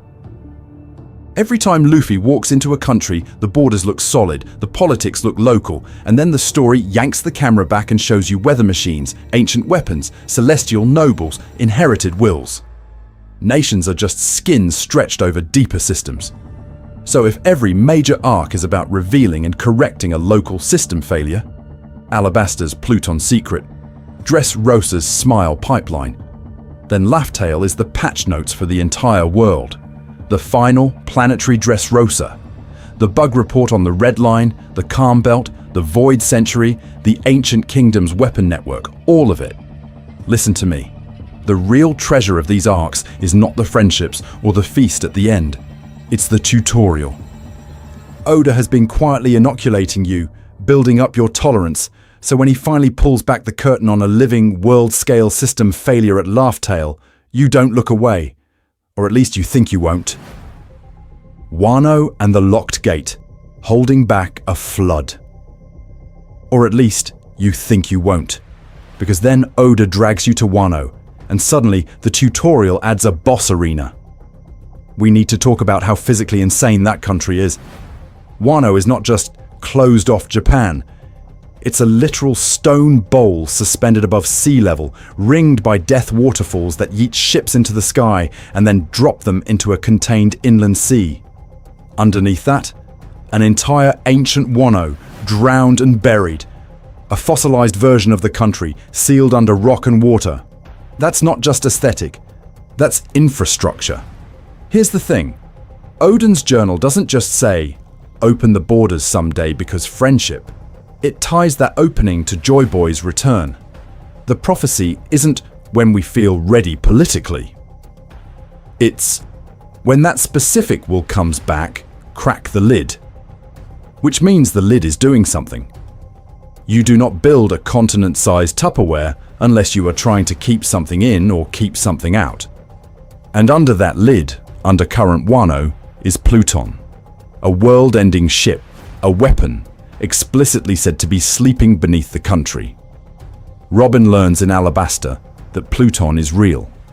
In Wano, she learns it's literally under her feet. But it can only be used if Wano's borders are opened, if the walls of the bowl are broken. Political isolation is hardwired into the activation conditions of an ancient weapon. When you line those panels up, that is not subtle. Closed borders here are not just xenophobia. They are a dam. They hold back people, information, and very likely a catastrophic rush of water or energy once Pluton is unleashed.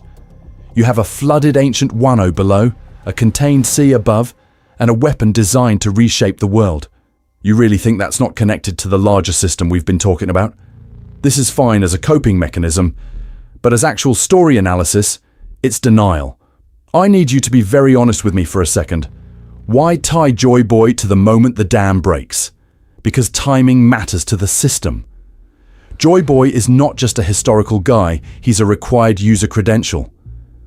The prophecy says, do not open this gate until the right will shows up again, until the world has produced someone like Luffy, who will not grab that weapon and crown himself.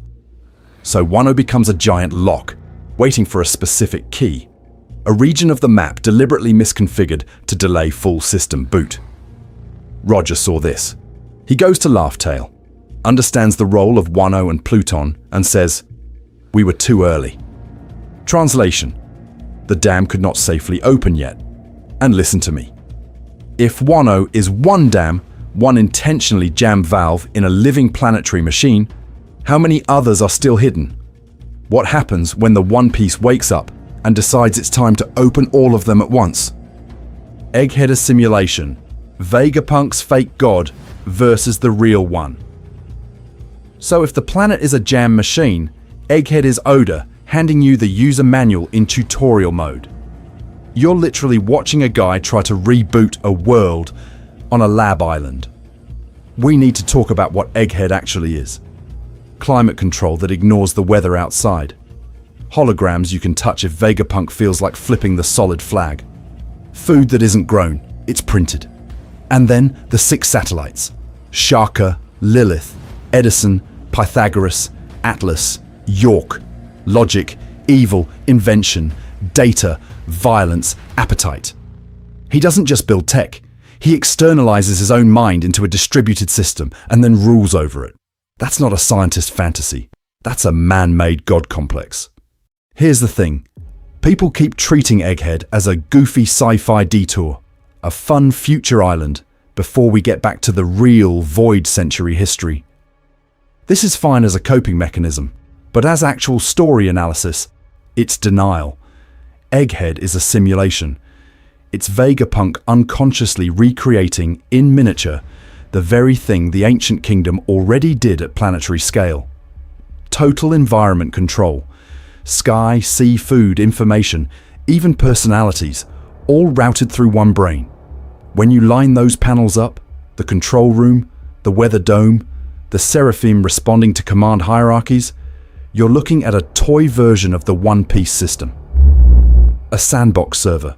Vegapunk is Joy Boy's fan modding the original game without access to the source code. And I need you to be very honest with me for a second. For all his hype, Vegapunk is still bound. He's chained to the red line, to the calm belts, to the world government budget, to energy scarcity. His dream of free energy literally blows a hole in the sky and gets him a death sentence. He can fake a sun with a laser, but he cannot move the actual sun, cannot rewrite the currents, cannot ethically model what happens if you press reset on a living ocean of people. He's playing God with tech while having no way to simulate the moral and existential stakes of rebooting an entire planet. Meanwhile, the One Piece, the real system, already ran that experiment 800 years ago. Joy Boy and the ancient kingdom built a world-scale weapon that is also a will. Poseidon is a person. Zunesha is a person. These are not tools. They're organs of a larger living mind that has already solved or catastrophically failed the questions Vegapunk is only now poking at. And it's not waiting for him. Listen to me. The thing at Laughtail did not choose Roger. It laughed with him and told him he was too early. It is waiting for someone like Luffy, whose entire story is a rejection of control, to decide whether to turn it back on. So if Egghead is what happens when a human tries to be God in a bottle, what happens when the actual God of this world finally wakes up, looks at Vegapunk's little ant farm, and realizes its sandbox has been tampered with? System Model V1, the One Piece, as planetary operating system. Here's the thing. If there is a God of this world, it's not a big guy in the sky. It's an operating system. The One Piece is not a chest. It's not even a single machine. It's the software layer that runs on top of the planet itself. Hardware, Redline, seas, ancient weapons, Zunesha, Sea Kings, Fishman Island, all of it. Software, a living protocol Joy Boy wrote to keep the world in a specific, chosen state. Think of it like this. The planet is a PC someone has physically modded into insanity. 4 oceans separated by a giant firewall called the Red Line. Weird weather. Sea monsters. The One Piece is the OS that boots all of that into a coherent experience. Poseidon, Pluton, Uranus. Those aren't just random superweapons. Those are system demons. Poseidon first. We meme Shirahoshi is a weapon. But in this model, she's the communication interface. She doesn't blow anything up herself. She talks to the Sea Kings, who are basically distributed network nodes. She's the API that lets the OS send commands across the entire ocean. Move this ship, guide this ark, migrate this kingdom. When you line those panels up of her crying and the Sea Kings answering, that's not just prophecy, that's packet transfer. Pluton is the terrain and sea level manager. The thing we keep hearing about an island-destroying ship is the user-facing description. Under the hood, it's a geography rewrite tool. You want to punch a canal through the Red Line, flood a basin, raise or sink landmasses so Fishman Island can move. You don't do that with a shovel, you run Pluton. Uranus is your climate and energy regulator. Imu using a light from the sky nuke with the mother flame is not just evil laser go boom. It's a hijacked power management process.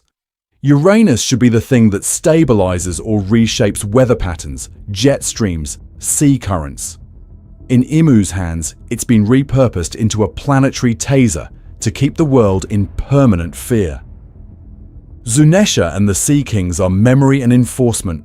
Zunesha literally carries a crime from the Void Century like a corrupted log file it's forced to replay until Joy Boy's OS gives it a new command. The Sea Kings remember a promise from 800 years ago. They are long-term storage and background processors waiting for a system call. Now, who gets to use any of this? The D-carriers are not a random bloodline, they're user accounts. People with special permissions to issue commands, trigger updates, or even reboot the OS. Roger had admin-level read access. He could see the whole configuration. Joy Boy was the original super user. Luffy is the new admin account being provisioned by the story itself. And Imu? Imu is a rootkit, a malicious process that slipped under the OS, escalated privileges, and quietly rewrote the boot sequence so the system always loads into frozen, unequal, celestial dragon theme pack, instead of Joy Boy's default. Uranus plus Mother Flame is the enforcement arm of that hack. I need you to be very honest with me for a second. This sounds absurdly technical for a shonen manga, right?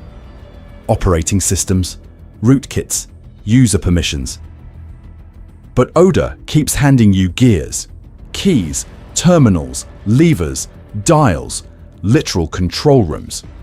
This is fine as a coping mechanism, but as actual story analysis, it's denial to pretend he's not thinking in systems.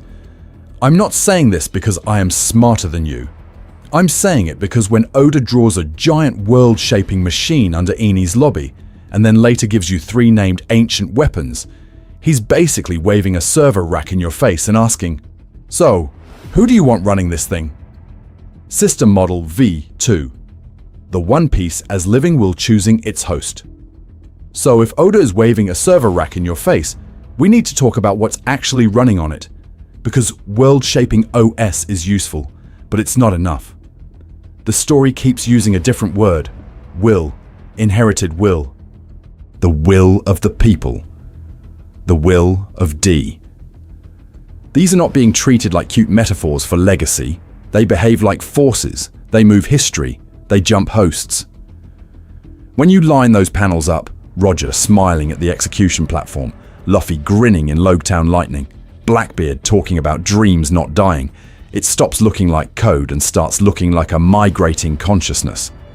Here's the thing. The One Piece works better if it's both. Yes, a structured system with rules, protocols, and terrifying admin permissions that can tell Pluton, Poseidon, and Uranus what to do. But also a living will, an ancient decision maker that can learn, adapt, and choose when to wake up. Think less dead control panel, more planet-scale brain with a user interface. Poseidon is already literally a person. Zunesha is a walking punishment sentence obeying Joy Boy's last command. This world is full of semi-living infrastructure. Extending that one step and saying the final node is actually conscious is not a reach. It's the logical endpoint. And if that's true, then who it picks matters more than what it can do. I need you to be very honest with me for a second. If you were a world reset weapon with a personality, would you want a guy whose dream is be king, or the idiot who keeps refusing crowns? Luffy turning down ruler positions in Alabasta, Fishman Island, Wano. That's not just a gag. That's a safety check. The safest host for a power that can redraw continents is the one person who consistently rejects authority and experiences freedom as an end in itself, not a resource to be monopolized. So reaching Laugh Tale stops being fetch quest complete and becomes a handshake protocol. The journey through the Grand Line, the Poneglyph scavenger hunt, the alliances, the enemies you choose not to kill, this is the authentication process. By the time a crew physically arrives, the living One Piece has already watched them reshape the world in miniature. Then at the island, it evaluates. Are these the people I trust to wake me up in this version of history? Is the Void Century cycle ready to be broken now? Or do we roll the dice again? Listen to me. That means the One Piece can say no. Roger's "we were too early" is not just a vibes-based moral judgment. It might literally be the system rejecting him as a host, laughing with him at the punchline, and then telling him, "Not yet. Find me someone better." Which raises a brutal question hanging over Luffy's final voyage. What happens if the world's greatest freedom freak walks into that room, and the will at the center of the story still isn't convinced? System Model V3, 2 gods, 1 world, Emu versus the One Piece. So if the system looked at Roger and said, "Not you," we need to talk about the thing that said yes to somebody else. Because there is already a god sitting on this hardware. They just don't call themselves that. Emu is usually framed as final boss tyrant, right? Shadow King, bug-eyed silhouette, presses the erase a country button. But listen to me. That's the shallow read. When you line those panels up, the empty throne that's never sat on, the giant straw hat in the freezer, the way Mother Flame and Uranus get deployed like a surgical strike package. You're not looking at a guy who stumbled onto a throne. You're looking at a user who got partial admin access to the ancient operating system and then walled off their own private instance. Here's the thing. Emu doesn't rule publicly. They rule like malware. Hidden process. No UI. You get the 5 elders, the seraphim, the cipher poles, the censorship of the Void Century, all acting as antivirus around one core directive. Keep the current build running. The balance of the 3 great powers is not balance. It's load management. The Shichibukai, the emperors, The Marines, all throttling chaos, so Imu can occasionally boot up Uranus with a mother flame fuel rod and delete Lulusia without crashing the whole server. And I say that with love. If your headcanon is Imu is just evil celestial dragon number 1, this is fine as a coping mechanism, but as actual story analysis, it's denial. The story is screaming that Imu is plugged into something older. The crown of flowers, the butterfly room, the way the Gorosei physically transform into these mythic monster forms around them. It reads less like politics and more like a localized, self-serving god process hijacking a world-scale weapon. Now put that next to the One Piece as I'm arguing it. Not a chest, but the original global will of the system. Joy Boy's OS planetary scale user account. It was never destroyed, it was partitioned. You see it in the Will of D carriers who laugh at the moment of death, in poneglyphs acting like a distributed database of permissions, in ancient beings like Zunesha and Poseidon who still respond to commands from a voice that hasn't fully logged back in yet. The One Piece is asleep, but its subroutines are still running. So the final saga isn't just beat the bad guy, it's a synchronization problem. Two incompatible operating systems trying to run on the same hardware. Imu's paranoid, scarcity-based patch versus Joy Boy's original, world-rewriting firmware.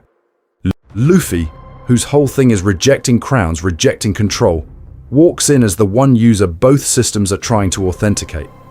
Not because I am smarter than you, but because Oda keeps drawing him literally ringing the bell of history and waking ancient weapons. Which leaves one terrifying question hanging over the endgame. When the One Piece finally boots all the way up, does it overwrite Imu, merge with them into some unstable hybrid, or decide the only way to clear the bug is to wipe the entire drive and start the world from zero? Answering objection. Number 1. Oda said it's not some deep sci-fi thing. So before we all start panicking about the world getting factory reset, we need to talk about the one shield people always throw up here. Oda said it's not that deep. You've seen the screenshots.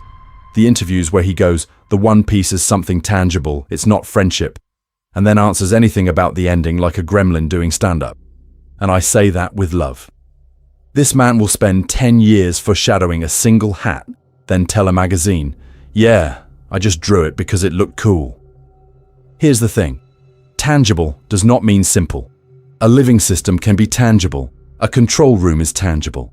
A weapon is tangible. A brain in a jar is very, very tangible. If the One Piece is a living, world-scale operating system sitting on Laugh Tale, that's still a thing you can touch. You can walk into it. You can plug ancient weapons into it. You can punch it. Luffy is absolutely going to try to punch it. When Oda says, it's not some deep sci-fi thing, I need you to be very honest with me for a second. Do you really think he's about to spoil 30 years of Void Century scaffolding in a variety show soundbite? This is the same author who wrote Enim's Lobby as a goofy train ride with a giraffe man while quietly formalizing the entire world government power structure in the background. He has a pattern. He downplays the serious twist until the story itself has earned the reveal. Robin's backstory is teased as she's dangerous for hundreds of chapters. Then O'Hara hits you like a truck. Gear 5 is hyped as the most ridiculous power, and everyone goes, haha, cartoon Luffy, while Oda casually rewrites the metaphysics of the fruit system and drops the word sun god into the text. This is fine as a coping mechanism, but as actual story analysis, it's denial. Not because I'm smarter than you, but because when you line those panels up, the man loves hiding metaphysical knives inside rubber chickens. Shonen has been doing this forever. Gurren Lagann starts as digging robots bro, and ends with throwing galaxies. Hunter x Hunter turns NN from cool aura punches into a fully weaponized contract law system that can kill you for violating narrative intent. Even Dragon Ball, the blueprint for half of this genre, escalates from dragon treasure hunt to multiversal gods of destruction. So why would One Piece, the series that already has a talking island elephant obeying Joy Boy's will and a living ancient weapon princess, suddenly slam the brakes and go, Actually, the final mystery is a big gold nugget. Please clap. Listen to me. The real overthinking isn't saying, maybe the meticulously foreshadowed Void Century weapon network is a complex living system. The real overthinking is treating Oda's troll interviews as a higher canon than the actual pages where he's been screaming about inherited wills and ancient machines for 2 decades. If you want to understand what he's really building, you don't quote the talk show. You follow the treasure map. Which means the next step is going back to the start and asking, what did Roger actually see on Laugh Tale that made him laugh instead of push the button? Answering. Objection number 2. If it's alive, why hasn't it done anything? So, let's hit the next excuse people throw out. If the One Piece is alive, why hasn't it done anything? I need you to be very honest with me for a second. What do you think doing something looks like in this story? A giant glowing face on the moon yelling, "Surprise, it was me, the treasure." Here's the thing. You're defining action as fireworks. The story has been defining action as pressure, as influence, as a will that keeps reappearing in different bodies with the same stupid grin and the same instinct to punch gods. The will of D is not subtle, it's literally branded on the people who cause every major historical rupture. That's not nothing happening, that's a pattern. When you line those panels up, what you see is not a quiet world and then, suddenly, Luffy. You see a long, low drum roll. The Nika fruit, randomly, ends up in East Blue. Poseidon is reborn exactly in the generation where the Sea Kings are talking about a promised time. Zunesha is wandering for centuries, explicitly waiting for Joy Boy's command. This is fine as a coping mechanism, but as actual story analysis, it's denial to say the One Piece has been sitting there passively while all of that spins up. Think of it like a seed. A seed is alive the whole time, it just doesn't care about your attention span, it waits. It sits in the dark, doing what looks like nothing until soil and water and sunlight line up, and then in a week, your entire garden is rearranged. The One Piece as a living system is that seed on a planetary scale. Most of its life cycle is dormancy plus preparation. Then you hit the right conditions and everything flips fast. So what are those conditions? This is where Joy Boy's rules come in. If you accept that the Void Century ended in a civilization-scale catastrophe powered by these weapons, then of course the remnant system would be shackled. Not because I am smarter than you, but because Oda keeps screaming inherited will and the promised time, like a guy who taped the exam rubric to the wall. Poseidon has to awaken. Pluton has to be unsealed. Uranus has to be reachable. The political board has to be fractured enough that a reset doesn't just hand the planet to Emu 2.0. Roger literally tells us he was too early. That's a constraint. The seed had the wrong season. He meets an unborn Poseidon, a closed Wano, a world government still too consolidated, and the living system goes, nope, try again next cycle. And Oda, because he's a structural gremlin, has stacked every missing component into Luffy's era. Nika active, Poseidon alive, Pluton under Wano, revolutionary powder keg, Emu exposed. That's exactly what you'd expect if a dormant mind is finally brushing up against its activation threshold. So if this much chaos is what the world looks like, while the One Piece is still mostly asleep and holding back, what happens when it actually wakes up and stops pretending to be treasure? Answering objection number 3. Isn't this just overcomplicating a pirate story? So when people hear living world weapon that's been sleeping under the plot, the pushback is always the same. You're overthinking it, man. It's just a pirate story. And listen to me, that reaction tells you more about us than it does about Oda. Because look at what's already on the table. This is a world built on slavery, on propaganda, on institutional corruption so deep the celestial dragons literally hunt people for sport, while the news cycle spins it into heroism. We've got inherited trauma baked into bloodlines, environmental manipulation as policy, and the straight-up economics of power in the Grand Line where weather, sea kings, and trade routes are engineered advantages, not vibes. That's not background flavor. That's systems. Every major island is a case study in how a structure crushes people. Arlong isn't just a fishman with a nose and a grudge. He's racial hierarchy with a mortgage. Crocodile isn't just a guy with a hook. He's a privatized drought machine, turning climate into leverage so he can buy a country wholesale. Doflamingo is not evil Joker in pink. He is a puppet kingdom running on information control, black market pipelines, and literal string-based surveillance. When you line those panels up, One Piece has never been beat the bad guy, roll credits. It's find the local operating system, expose how it works, and then physically punch the interface until it collapses. Arlong Park, Alabasta, Scipia, Ines Lobby, Dressrosa, Wano. Each one is a different oppressive architecture getting dismantled. The fists are loud. The systems are the point. So escalating from local systems to a global one is not some wild genre pivot. It's math. If every arc is training you to see how a town, then a kingdom, then a government agency can be rigged, the natural endgame is, okay, what's rigging the planet? Here's the thing. A living One Piece that coordinates the ancient weapons and the seas is just the final boss version of Arlong's map. Crocodile's reign, Doffy's strings. Same design pattern, bigger scope. I need you to be very honest with me for a second. When you say this theory is overcomplicating the story, what you usually mean is, I don't want to think about the fact that my cozy adventure series is about genocide, propaganda, and world-scale social engineering. And I say that with love. This is fine as a coping mechanism, but as actual story analysis, it's denial. Oda has already shown you he can thread slavery, the Void Century, living weapons like Poseidon, and Imu's empty throne into one coherent nightmare tapestry on the small scale. So not because I am smarter than you, but because we're being consistent. Why would you assume that when he finally walks up to the One Piece itself, he suddenly gets lazy, goes shallow, and makes it just a chest with a punchline? If this is the level of structural design on every island we've visited, what does it look like when that same brain designs the will of the entire world? Roger's laugh. Revisited. Joy as tragedy, tragedy as signal.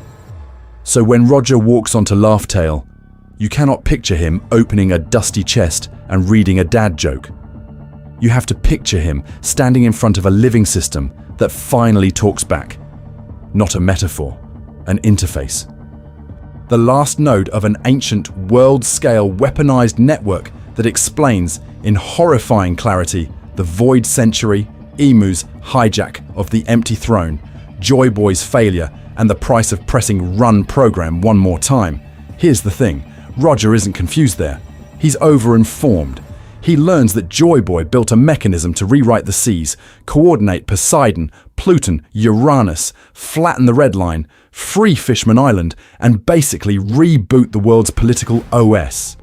He also learns that Joy Boy lost, that Imu grabbed the admin seat, that the One Piece has been waiting for a compatible will to log back in.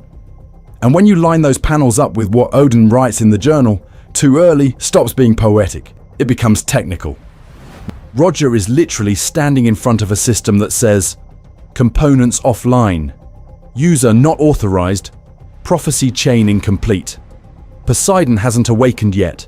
Wano is still closed and sitting on Pluton. The alliances Joy Boy needed do not exist. Roger understands the punchline of history, and in the same breath, understands that he is not the one who gets to deliver it. So why does he laugh? I need you to be very honest with me for a second, because he thought it was a goofy joke, is fine as a coping mechanism, but as actual story analysis, it's denial. Roger laughs because he finally understands the world. That's joy. He laughs because he realizes he is too early and too sick to see it through. That's grief. And he laughs because the scale of the irony is obscene. An entire planet turned into a waiting room. An age of piracy revealed as the setup phase for someone else's story. That's cosmic, almost cruel comedy. Look at the crew. They're not just chuckling at a prank. They're weeping and smiling like people who've been told your lives mattered, as prologue. Rayleigh's tears, Odin's shaking hand, the way they call it, a tale full of laughs, reads completely differently if the One Piece itself just told them, in its own way, you are not the main characters of this era. And Roger's response is not to sulk, it's to weaponize hope. He walks away and decides, consciously, to start the Great Pirate Era as an act of faith in that living system. If he can spread the infection of curiosity, of freedom, of people willing to chase a ridiculous rumor to the ends of the sea, then maybe, the right host for this planetary mind will eventually appear. Listen to me. The real horror isn't that Roger laughed. It's that you laughed with him. We all did. We treated it as a wholesome, haha, adventure moment, without asking what kind of story makes its bravest man break into tears and laughter in front of a weapon that can move continents. And if we misread that scene for 25 years, what else are we laughing at that we shouldn't be? Joy Boy's smile and Luffy's grin, the face of a waking world. So let's talk about what we've been laughing at. Because when you line those panels up, the pattern is disgusting in how obvious it is. Roger on the execution platform, grinning like he's the one in control. Ace, burned through the chest, smiling as he thanks Luffy for loving him. Luffy, over and over, grinning in situations where a normal human brain should be doing nothing but screaming. And hanging over all of it, the little refrain Oda keeps slipping in. People with the D in their name. Smile at death. That is not just a quirky character trait. That's a system response. Here's the thing. If the One Piece is a living network, a planetary mind built in the Void Century, then those smiles are not brave faces. They're synchronization. They're what it looks like when an individual will locks into phase with a much larger will and for a second stops being alone in their own skull. Of course that feels like joy. Of course that reads as laughter. You are staring down annihilation and your nervous system is being flooded with the emotional equivalent of you're not dying, you're updating. Think about Roger. He laughs at Laugh-Tale, then he laughs at his own execution. Ace smiles as he disappears. Luffy, falling through the sky, bleeding out, standing in front of celestial dragons and Yonko, grins like this is a playground. This is fine as a coping mechanism, but as actual story analysis, it's denial to say, oh, they're just goofy pirates. The story is showing you a recurring debug screen. And then Oda names the sun god of liberation Nika, a god whose power is literally joy and laughter. A rubber body that turns fear into slapstick, execution into performance, war into a party. I need you to be very honest with me for a second. Does that feel like a random mythical fruit? Or does that feel like the emotional user interface for a weaponized world mind trying to talk to its chosen operator without breaking them? Luffy in Gear 5 isn't just strong. He is the story's visual of what it looks like when the system boots properly. Drums of liberation as startup sound. Cartoon physics as permissions override. The grin as the login screen. So when D's die smiling, that's not just tragic aesthetic, that's foreshadowing. Oda is training you to associate facing the end of the world with you should be laughing right now. Because if the One Piece is alive, then meeting it, really meeting it, at that final control node, means standing in front of something that can erase oceans and remake continents. And treating that encounter like a joke you're finally in on. Listen to me. When Luffy finally stands where Roger stood and he laughs, is it because he's sharing Roger's punchline? Or because the thing laughing through him isn't entirely Luffy anymore? The Straw Hats as system components. Why this crew exactly? So if something is laughing through Luffy, we need to talk about why that something has been so obsessed with this one. Very specific group of idiots. Because listen to me. This is not a random gag party. This is a system install team. Start simple. Nami isn't just the navigator. She is literally the interface for a world whose seas are about to be rewritten. When the red line cracks and the calm belts die and the log poses start spinning like slot machines, you need the woman who can draw the sky, predict the impossible, and feel the weather of a planet mid-reboot. That's not flavor, that's a required module. Zoro and Sanji, you think they're just the cool swordsman and the horny chef. This is fine as a coping mechanism, but as actual story analysis, it's denial. Zoro is the damage output, the firewall that can cut ships, meteors, and literally concepts if Oda feels like it. Sanji is logistics and morale, food, heat, the guy who keeps people moving when the system is under stress. A world weapon waking up doesn't matter if your crew collapses from exhaustion. Usopp is the sensor array and narrative translator. He lies, then reality catches up. His whole deal is taking impossible futures and speaking them into the story until they become true. In a living system that responds to will and story, that's not a joke. That's a control parameter. Chopper. New oceans mean new diseases, invasive species, climate-mutated plagues.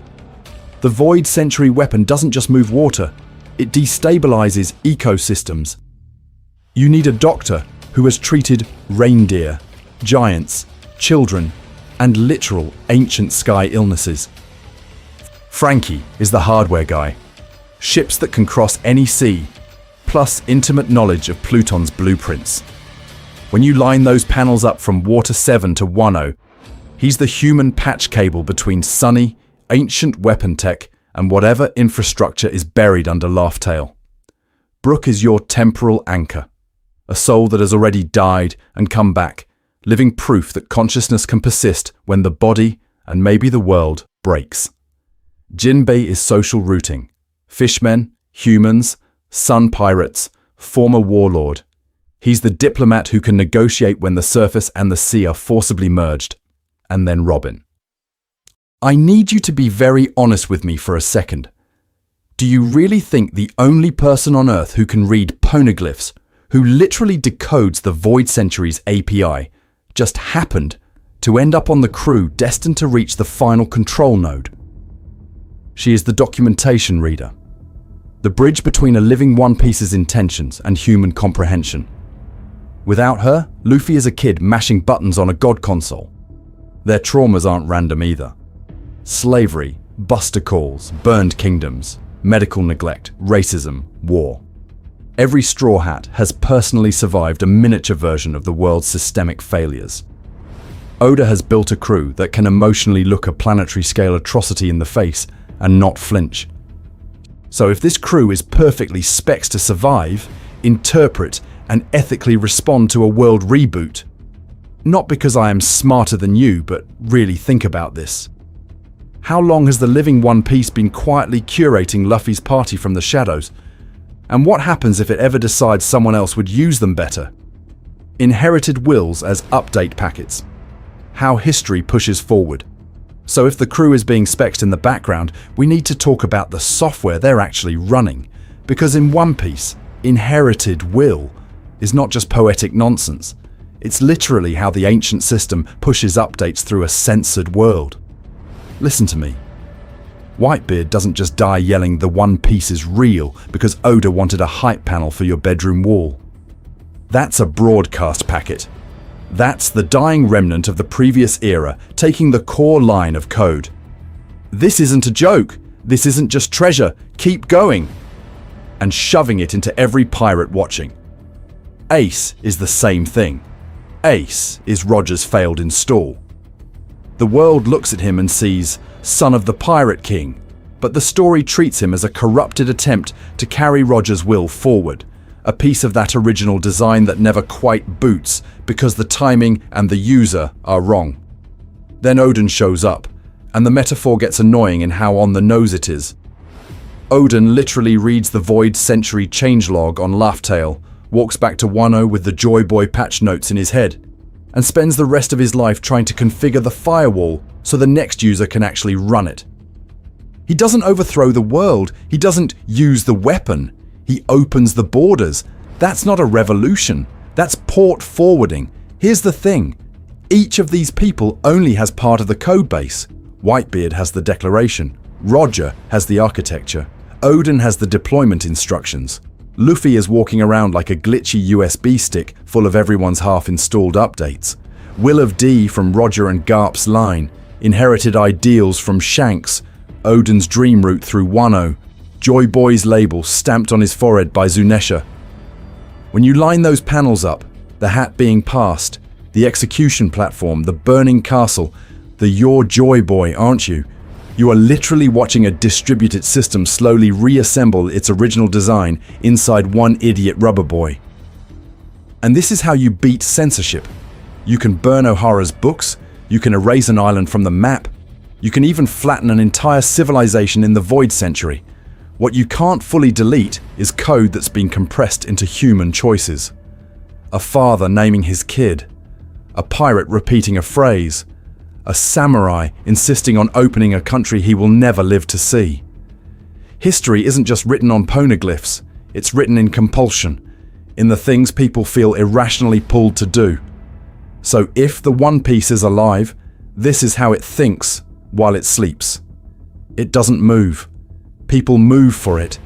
It learns by throwing fragments of its will into generations and watching who does what with them, then routing more data toward the users who don't crash under the load.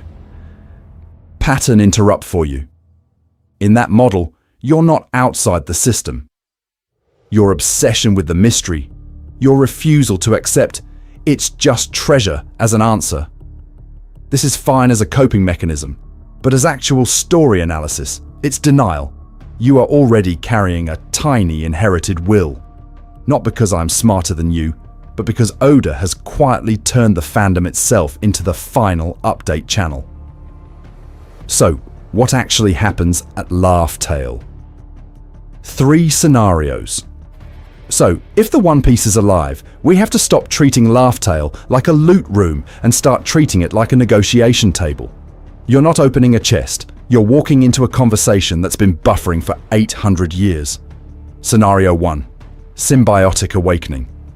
This is the version most people default to without really interrogating it. And I say that with love. Luffy reaches Laugh Tale, the living One Piece wakes up, recognizes him as the latest Joy Boy frequency, and instead of possession, you get fusion. Not mind control, but alignment. Luffy's will, this dumb, stubborn refusal to be anyone's king, plugs into a planetary system designed to move continents. New seas, red line gone, Fishman Island up in the sun. But the key is, individuality survives. You're not flattening culture into one grey utopia. You're just removing the artificial cages the world government built on top of the ancient hardware. Here's the thing that nails freedom over control, but it risks being too clean. Everyone gets their dream ocean. Luffy stays Luffy. The living weapon gets a responsible user. For Oda to sell that, there has to be a cost. Islands drowned in the transition, people losing homes, moral blood on Luffy's hands he can't punch away. Scenario 2. Hostile Takeover. This is where the One Piece is less friendly ship AI and more operating system update that doesn't ask first. Luffy makes contact and the system goes, great, we finally found a compatible, de-overwriting user profile. The war for the world becomes a war inside his head. His inherited wills, Ace, Sabo, Shanks, Roger, Garp, all those flashes of grins and last words, become the antibodies fighting off a total rewrite.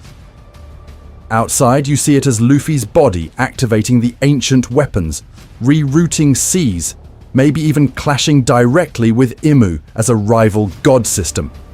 Inside, it's Luffy screaming that he doesn't want a scripted destiny, even if that destiny is save everyone. This is the sharpest take on freedom versus imposed destiny. You get the question, is a perfect world worth it if it erases the idiot who chose it? And when you line those panels up with things like Zunesha only obeying Joy Boy, or Poseidon being a person, this software conflict version suddenly looks very plausible. Scenario 3. Refusal and Sacrifice. I need you to be very honest with me for a second. How many of you secretly want Luffy to just punch the god machine and walk away? In this path, he meets the living One Piece, understands the scope, and says no. Not just no, I won't be your king, but no, nobody should. He convinces it, not through power, but through that brain-damaged sincerity, to disperse itself. The system dissolves. Ancient weapons lose central coordination. The age of gods, Joy Boy included, ends. The price is brutal. The world stays messy, some chains remain, and Luffy dies without ever fully knowing what could have been done if he'd accepted control. Across all three, you're seeing the same thematic spine: freedom versus control, inherited will versus a pre-written script, victories that actually cost something. And listen to me. Whichever route Oda picks, the constant is this: the One Piece is not a prize you own. It's a will you argue with. And the real question is, what does it want from you next? Why a living One Piece? Ending hurts more, and that's the point. And the real question is, what does it want from you next? Because here's the thing, if the One Piece is alive, that question doesn't get answered with a hug, a freeze frame, and a banquet. A treasure chest ending is emotionally clean. You open it, you cry. You get a montage of every island, the going merry in the clouds, everyone raising their mugs. Closure. Nostalgia. You can close the volume and feel like the story tucked you into bed. A living One Piece ending does the opposite. It opens the window. It lets the cold air in. Instead of, we found the prize, it's, we woke something up and now we have to live with it. The payoff isn't what was in the box. It's, what did we just agree to? That's ambiguity. That's responsibility. That's the sense that the consequences of this adventure keep rolling long after Oda draws his last double spread. I need you to be very honest with me for a second. You say you want freedom in this story. But most of the comfy fan endings people pitch are not freedom. They're a benevolent god system with better vibes. Luffy presses the reset button. The red line explodes in a cool panel. Fishman Island is safe. The good guys win forever. Credits. No mess. Real freedom is terrifying. If Luffy actually destroys or rewrites the ancient weapon system, if the living core of the world, the thing Joy Boy bound, the thing Roger refused to use, steps back and says, okay, training wheels off, there is no guarantee it stays good. No more Imu secretly puppeting history, but also no more invisible hand to blame.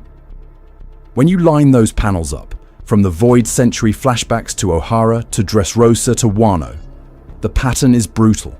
Humans ruin things. And then, sometimes, they fix them. Sometimes. So a living One Piece that hands the world back and says, your move hurts.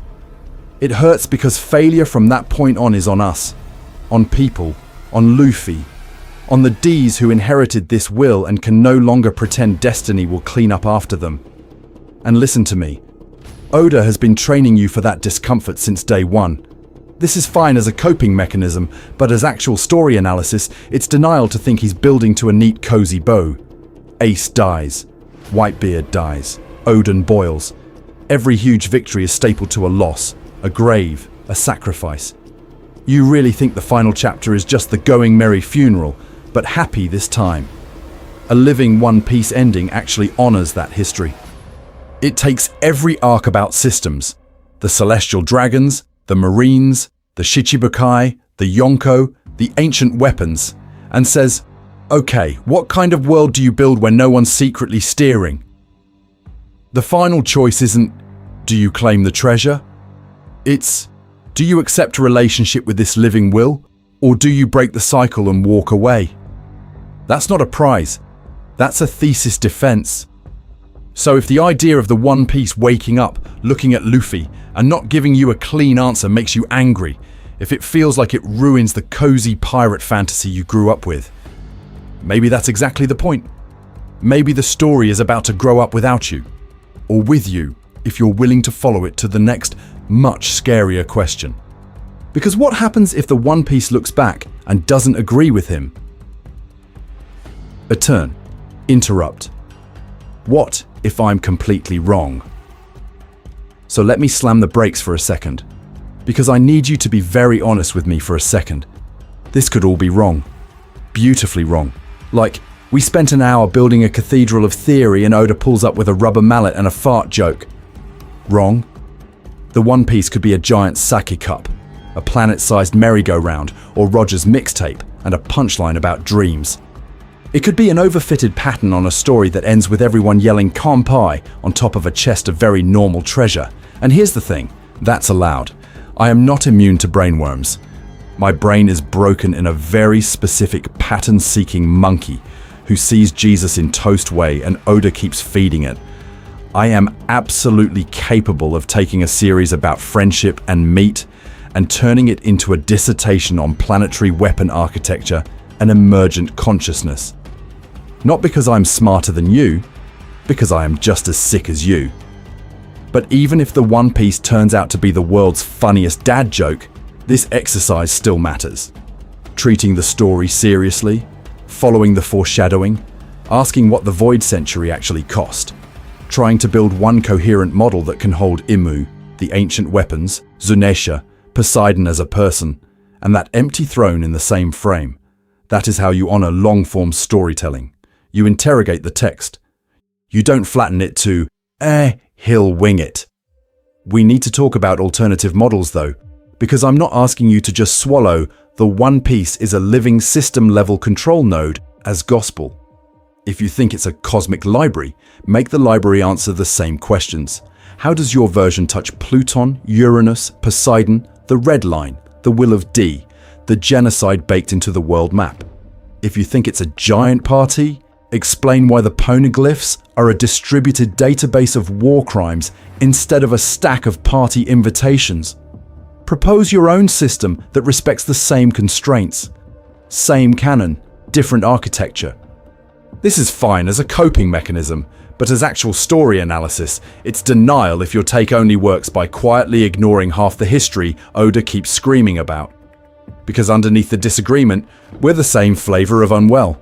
Whether you want the One Piece to be alive, or a library, or a giant sack cup, you are still here because this mystery crawled into your skull at age 12 and never paid rent. It's steering your conversations, your fan art, your late night rereads, your when you line those panels up galaxy brain moments. So here's the pattern interrupt. In a very real way, the One Piece is already alive. It has a will. It moves people. It's been guiding our choices, our theories, our creativity for decades before Luffy ever touches that island. The question is not just what he finds when he gets there. The question is what we've already become, because it's been watching us. Roadmap of the final saga through the living One Piece lens. So if the One Piece is already acting like a living thing, we need to talk about what that actually means for the roadmap from here. Not what island is next on the tourism brochure, but which piece of this sleeping system is about to blink awake in front of you. Start with Elbaf. Everyone treats Elbaf like, finally Usopp gets his moment. And yes, absolutely, give my boy his lies turn true. But listen to me. Oda has been seeding Elbaf with Norse myth, with a warrior culture that worships history and story. With giants who live so long they effectively bridge the Void Century by just not dying. You really think the people whose god is literally a giant tree don't remember what the world looked like before the Red Line snapped everything in half? Elbaf is the culture that remembers the original world configuration in myth form. The ancient operating manual, but told as bedtime stories, which is exactly where the remaining poneglyphs come in. At this point, they're not a scavenger hunt for trivia. They're the last corrupted sectors of a distributed hard drive. When Robin finishes reading that network, what Joy Boy wrote, what Roger updated, and what Odin added stops being fragmented lore and becomes a complete boot protocol. The system can wake up without repeating the exact failure state that triggered the Void Century War. Too early for Roger meant too many blank lines in the code. Luffy's era is about filling them in. Now, line that up with Imu. The final confrontation is not just Luffy's army versus the world government's army. That's the shallow read. And I say that with love. It's the living One Piece's intent, expressed through Luffy's refusal to rule, smashing into Imu's hijacked frozen version of the same planetary system. Imu is what happens when you grab the control node and say, "No more change." Ever. Luffy is what happens when the node wakes up and laughs in their face. Where does the Revolutionary Army fit? Dragon and Sabo are attacking the same machine from the social side.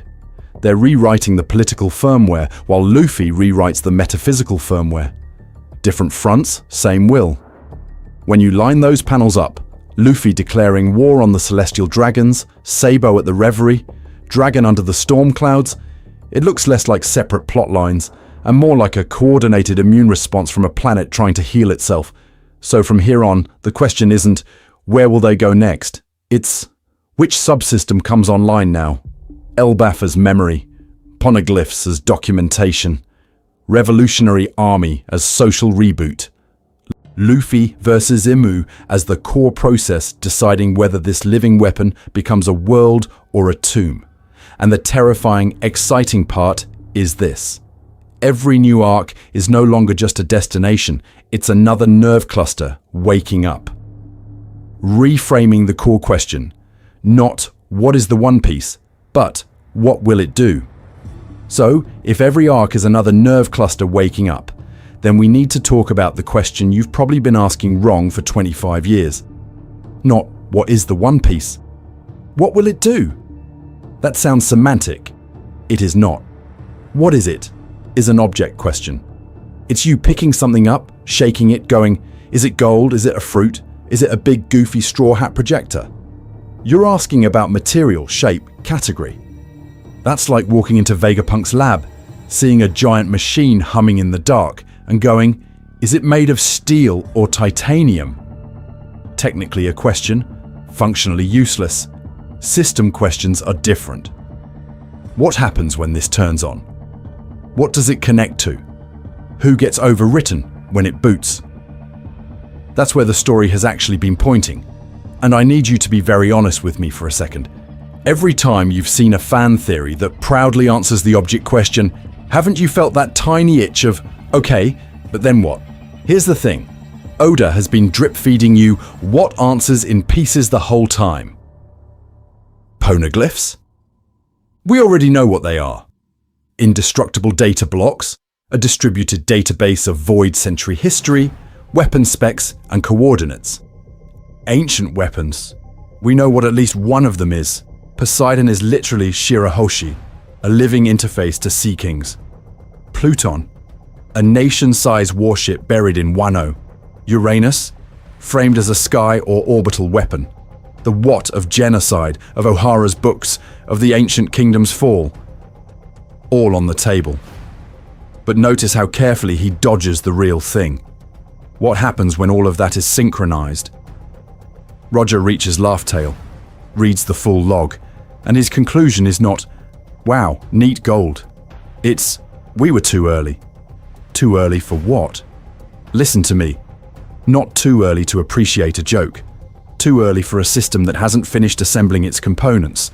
Once you treat the One Piece as a living system, it stops being defined by composition and starts being defined by actions. Waking up. Choosing a host. Reshaping the seas. Ending Imu's invisible rule.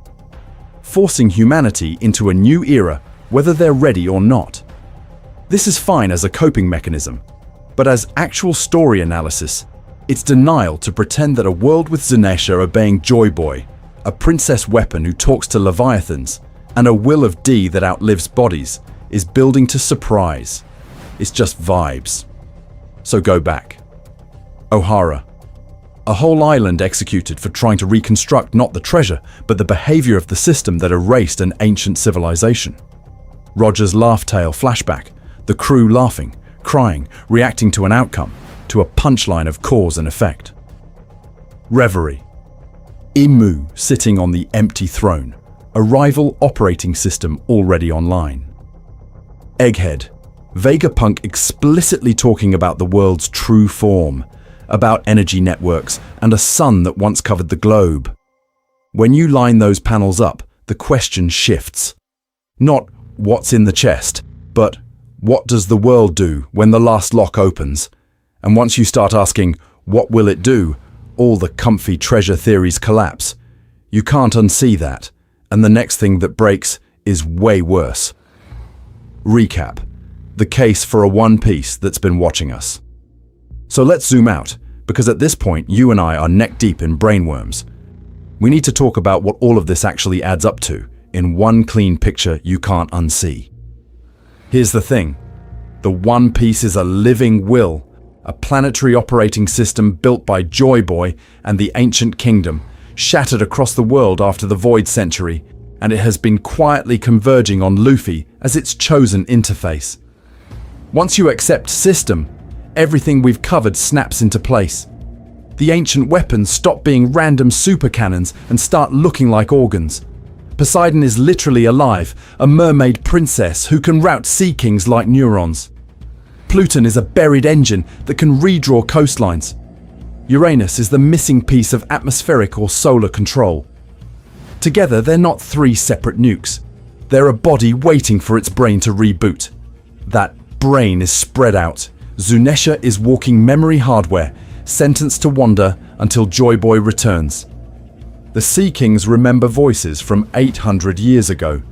The poneglyphs are the hard drive of history. When you line those panels up, you're staring at a distributed consciousness that never really died. It just lost admin access. The Will of D is that access protocol. It's not a cute middle initial. It's a recurring fragment of code that keeps reincarnating in people who pick fights with gods. Roger, Luffy, Law, Dragon, Garp. Different personalities. Same core bug in the system. They refuse impose control. And I say that with love, it's just a fun bloodline headcanon is fine as a coping mechanism, but as actual story analysis, it's denial. On the other side, you have Emu, the empty throne that isn't.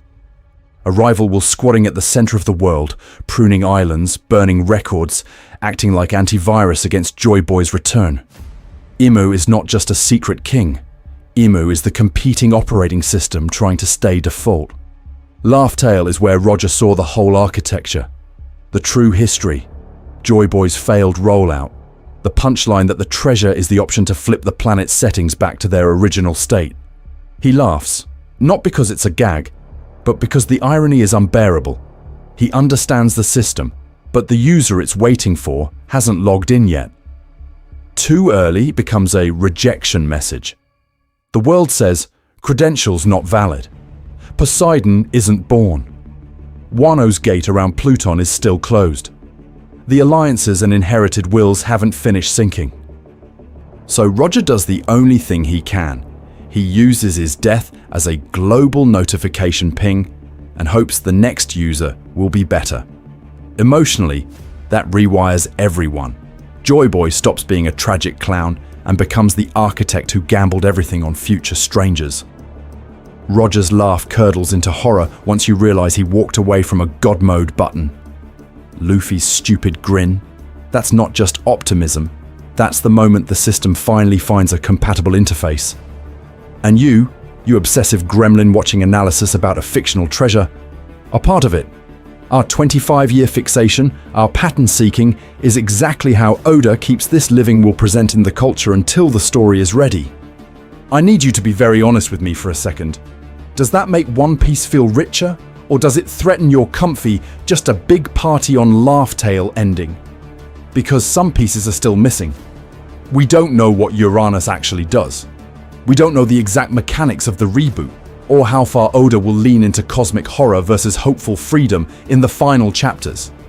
Not because I am smarter than you, but because the story is still deliberately withholding. So here's the invitation before we dive into the endgame implications. Sit with that discomfort. Decide whether a living One Piece watching the world, choosing Luffy and forcing a final ethical choice is the version you're willing to follow to the end, or the one you're scared Oda might actually commit to. Your turn. Object, place, or living will. So now I'm going to flip it back on you, because listen to me, at this point in the story, you cannot just passively watch and go, oh, I'll wait for Oda to tell me what the One Piece is. No. You are already choosing a model in your head, and that model changes how you read every panel from here on. So pick a lane. For you, right now, is the One Piece primarily an object, a place, or a living will/slash system? And why? Are you on the "it's a giant treasure hoard" or Record of the Void Century side, where the punchline is information and gold? Are you in the laugh tale itself is the One Piece, the island is the prize, the experience is the treasure camp? Or are you with me in the "this thing is alive, networked into the ancient weapons and the planet, and it's been waiting for a user" trench? I need you to be very honest with me for a second. What's the strongest canon receipt you have for your position? Not vibes. Not "Oda wouldn't do that." Actual panels. Actual lines. When you line those panels up, Roger laughing at Laugh Tale, the will of D being inherited, Poseidon literally being a person, Zunesha following Joy Boy's orders, does that push you toward object, place, or living system? Drop your best evidence in the comments. Chapter number. Who said it? What was happening in the story? Treat it like you're building a case. And if you think the living model breaks somewhere, I especially want that. Show me the scene where you think, yeah, if the One Piece was alive, this moment would read differently. Maybe you think the Void Century is just history, not a consciousness. Maybe you think that ancient weapons are tools, not organs in a larger body. This is fine as a coping mechanism, but as actual story analysis, it's denial, and I say that with love. Also, don't just stick to my version. Go wild with the living variants. Maybe for you, the One Piece is literally the planet's mind. Maybe it's the sea itself, the accumulated will of everyone who died oppressed under the world government. Maybe it's a Joy Boy backup running on the Poneglyph network like a distributed brain. Or something we haven't even considered because my pattern-seeking monkey brain is still 2 arcs behind Oda. Here's the thing. I'm not asking for comments just to farm engagement. I'm treating that comment section like a research lab, not because I am smarter than you, but because there are too many pieces of this weaponized system for one person to hold in their head. I will absolutely be mining your receipts, your counter-arguments, your cursed galaxy brain takes for future videos, and refining this living One Piece model with your data. And that leads to the scary thought I want to leave you with. If the One Piece really is alive, if it's a will that's been watching, waiting for someone like Luffy to reach it, then every serious attempt you make to understand it is already part of what it's been waiting for. Your theory, your comment, your chosen lane in this debate. That might be one more tiny nudge in the direction the world finally gets reset. So, what do you think you're helping it become? Final call. Don't flatten 25 years into a punchline. So here's where I need you to be very honest with me for a second. When you joke that the One Piece is just a chest of gold or just a big party gag, are you actually predicting the story? Or are you protecting yourself from it? Because listen to me, flattening this thing into a cozy punchline is not neutral. When you do that, you're taking the Void Century, O'Hara burning, O'Hara's book sinking, Sky Pierre's genocide, Fishman Island's entire civil rights arc, ancient weapons waking up under crying children, and you're shoving all of that into the background so the last page can be a meme. This is fine as a coping mechanism, but as actual story analysis, it's denial. You are sanding off the teeth of a world-scale weapon Oda has been quietly building in the margins for 25 years. And here's the thing. Whatever the One Piece actually looks like on panel, it doesn't float in a vacuum. Oda is not going to slam a rubber chicken on Laugh Tale after spending decades wiring Pluton into Wano's borders, turning Poseidon into a living princess who commands sea kings, teasing Uranus as a sky weapon, and threading the will of D through generations like a persistent ghost. The final piece has to sit on top of that scaffold. Not because I'm smarter than you, but because that is how this man writes. We owe him that much respect. You don't have to agree with my living system model. You don't have to buy that the One Piece is a control node, or a planetary will, or a conscious archive that's been watching Roger and Luffy walk the same path. But meeting the ending on its own level means at least admitting that Oda has been playing with history, weapons, and inherited will as serious, bloody things. You don't get to just wave that away with, "Nah, it's a prank, moving on." So here's my selfish request. Stay in this with me. If you're still here, your brain is already broken in the same pattern-seeking way as mine, and Oda keeps feeding it. Subscribe, come back, because we need to talk about Imu's origin through this living One Piece lens. We need to talk about Uranus and why the sky keeps being weird. We need to talk about Elbaf, about the D lineage, about what kind of mind would design a world that can literally be reset. And I'm begging you, reread. Go back to Alabasta with the Pluton poneglyph. Go back to Skypia's Shandora text. Go back to Zu, to Wano, to every time someone with D in their name smiles at a funeral. When you line those panels up under the assumption that the One Piece is a living system waiting for a user, either the model locks in or it breaks. Both outcomes are valuable. One sharpens the theory, the other sharpens your sense of how Oda actually builds this story.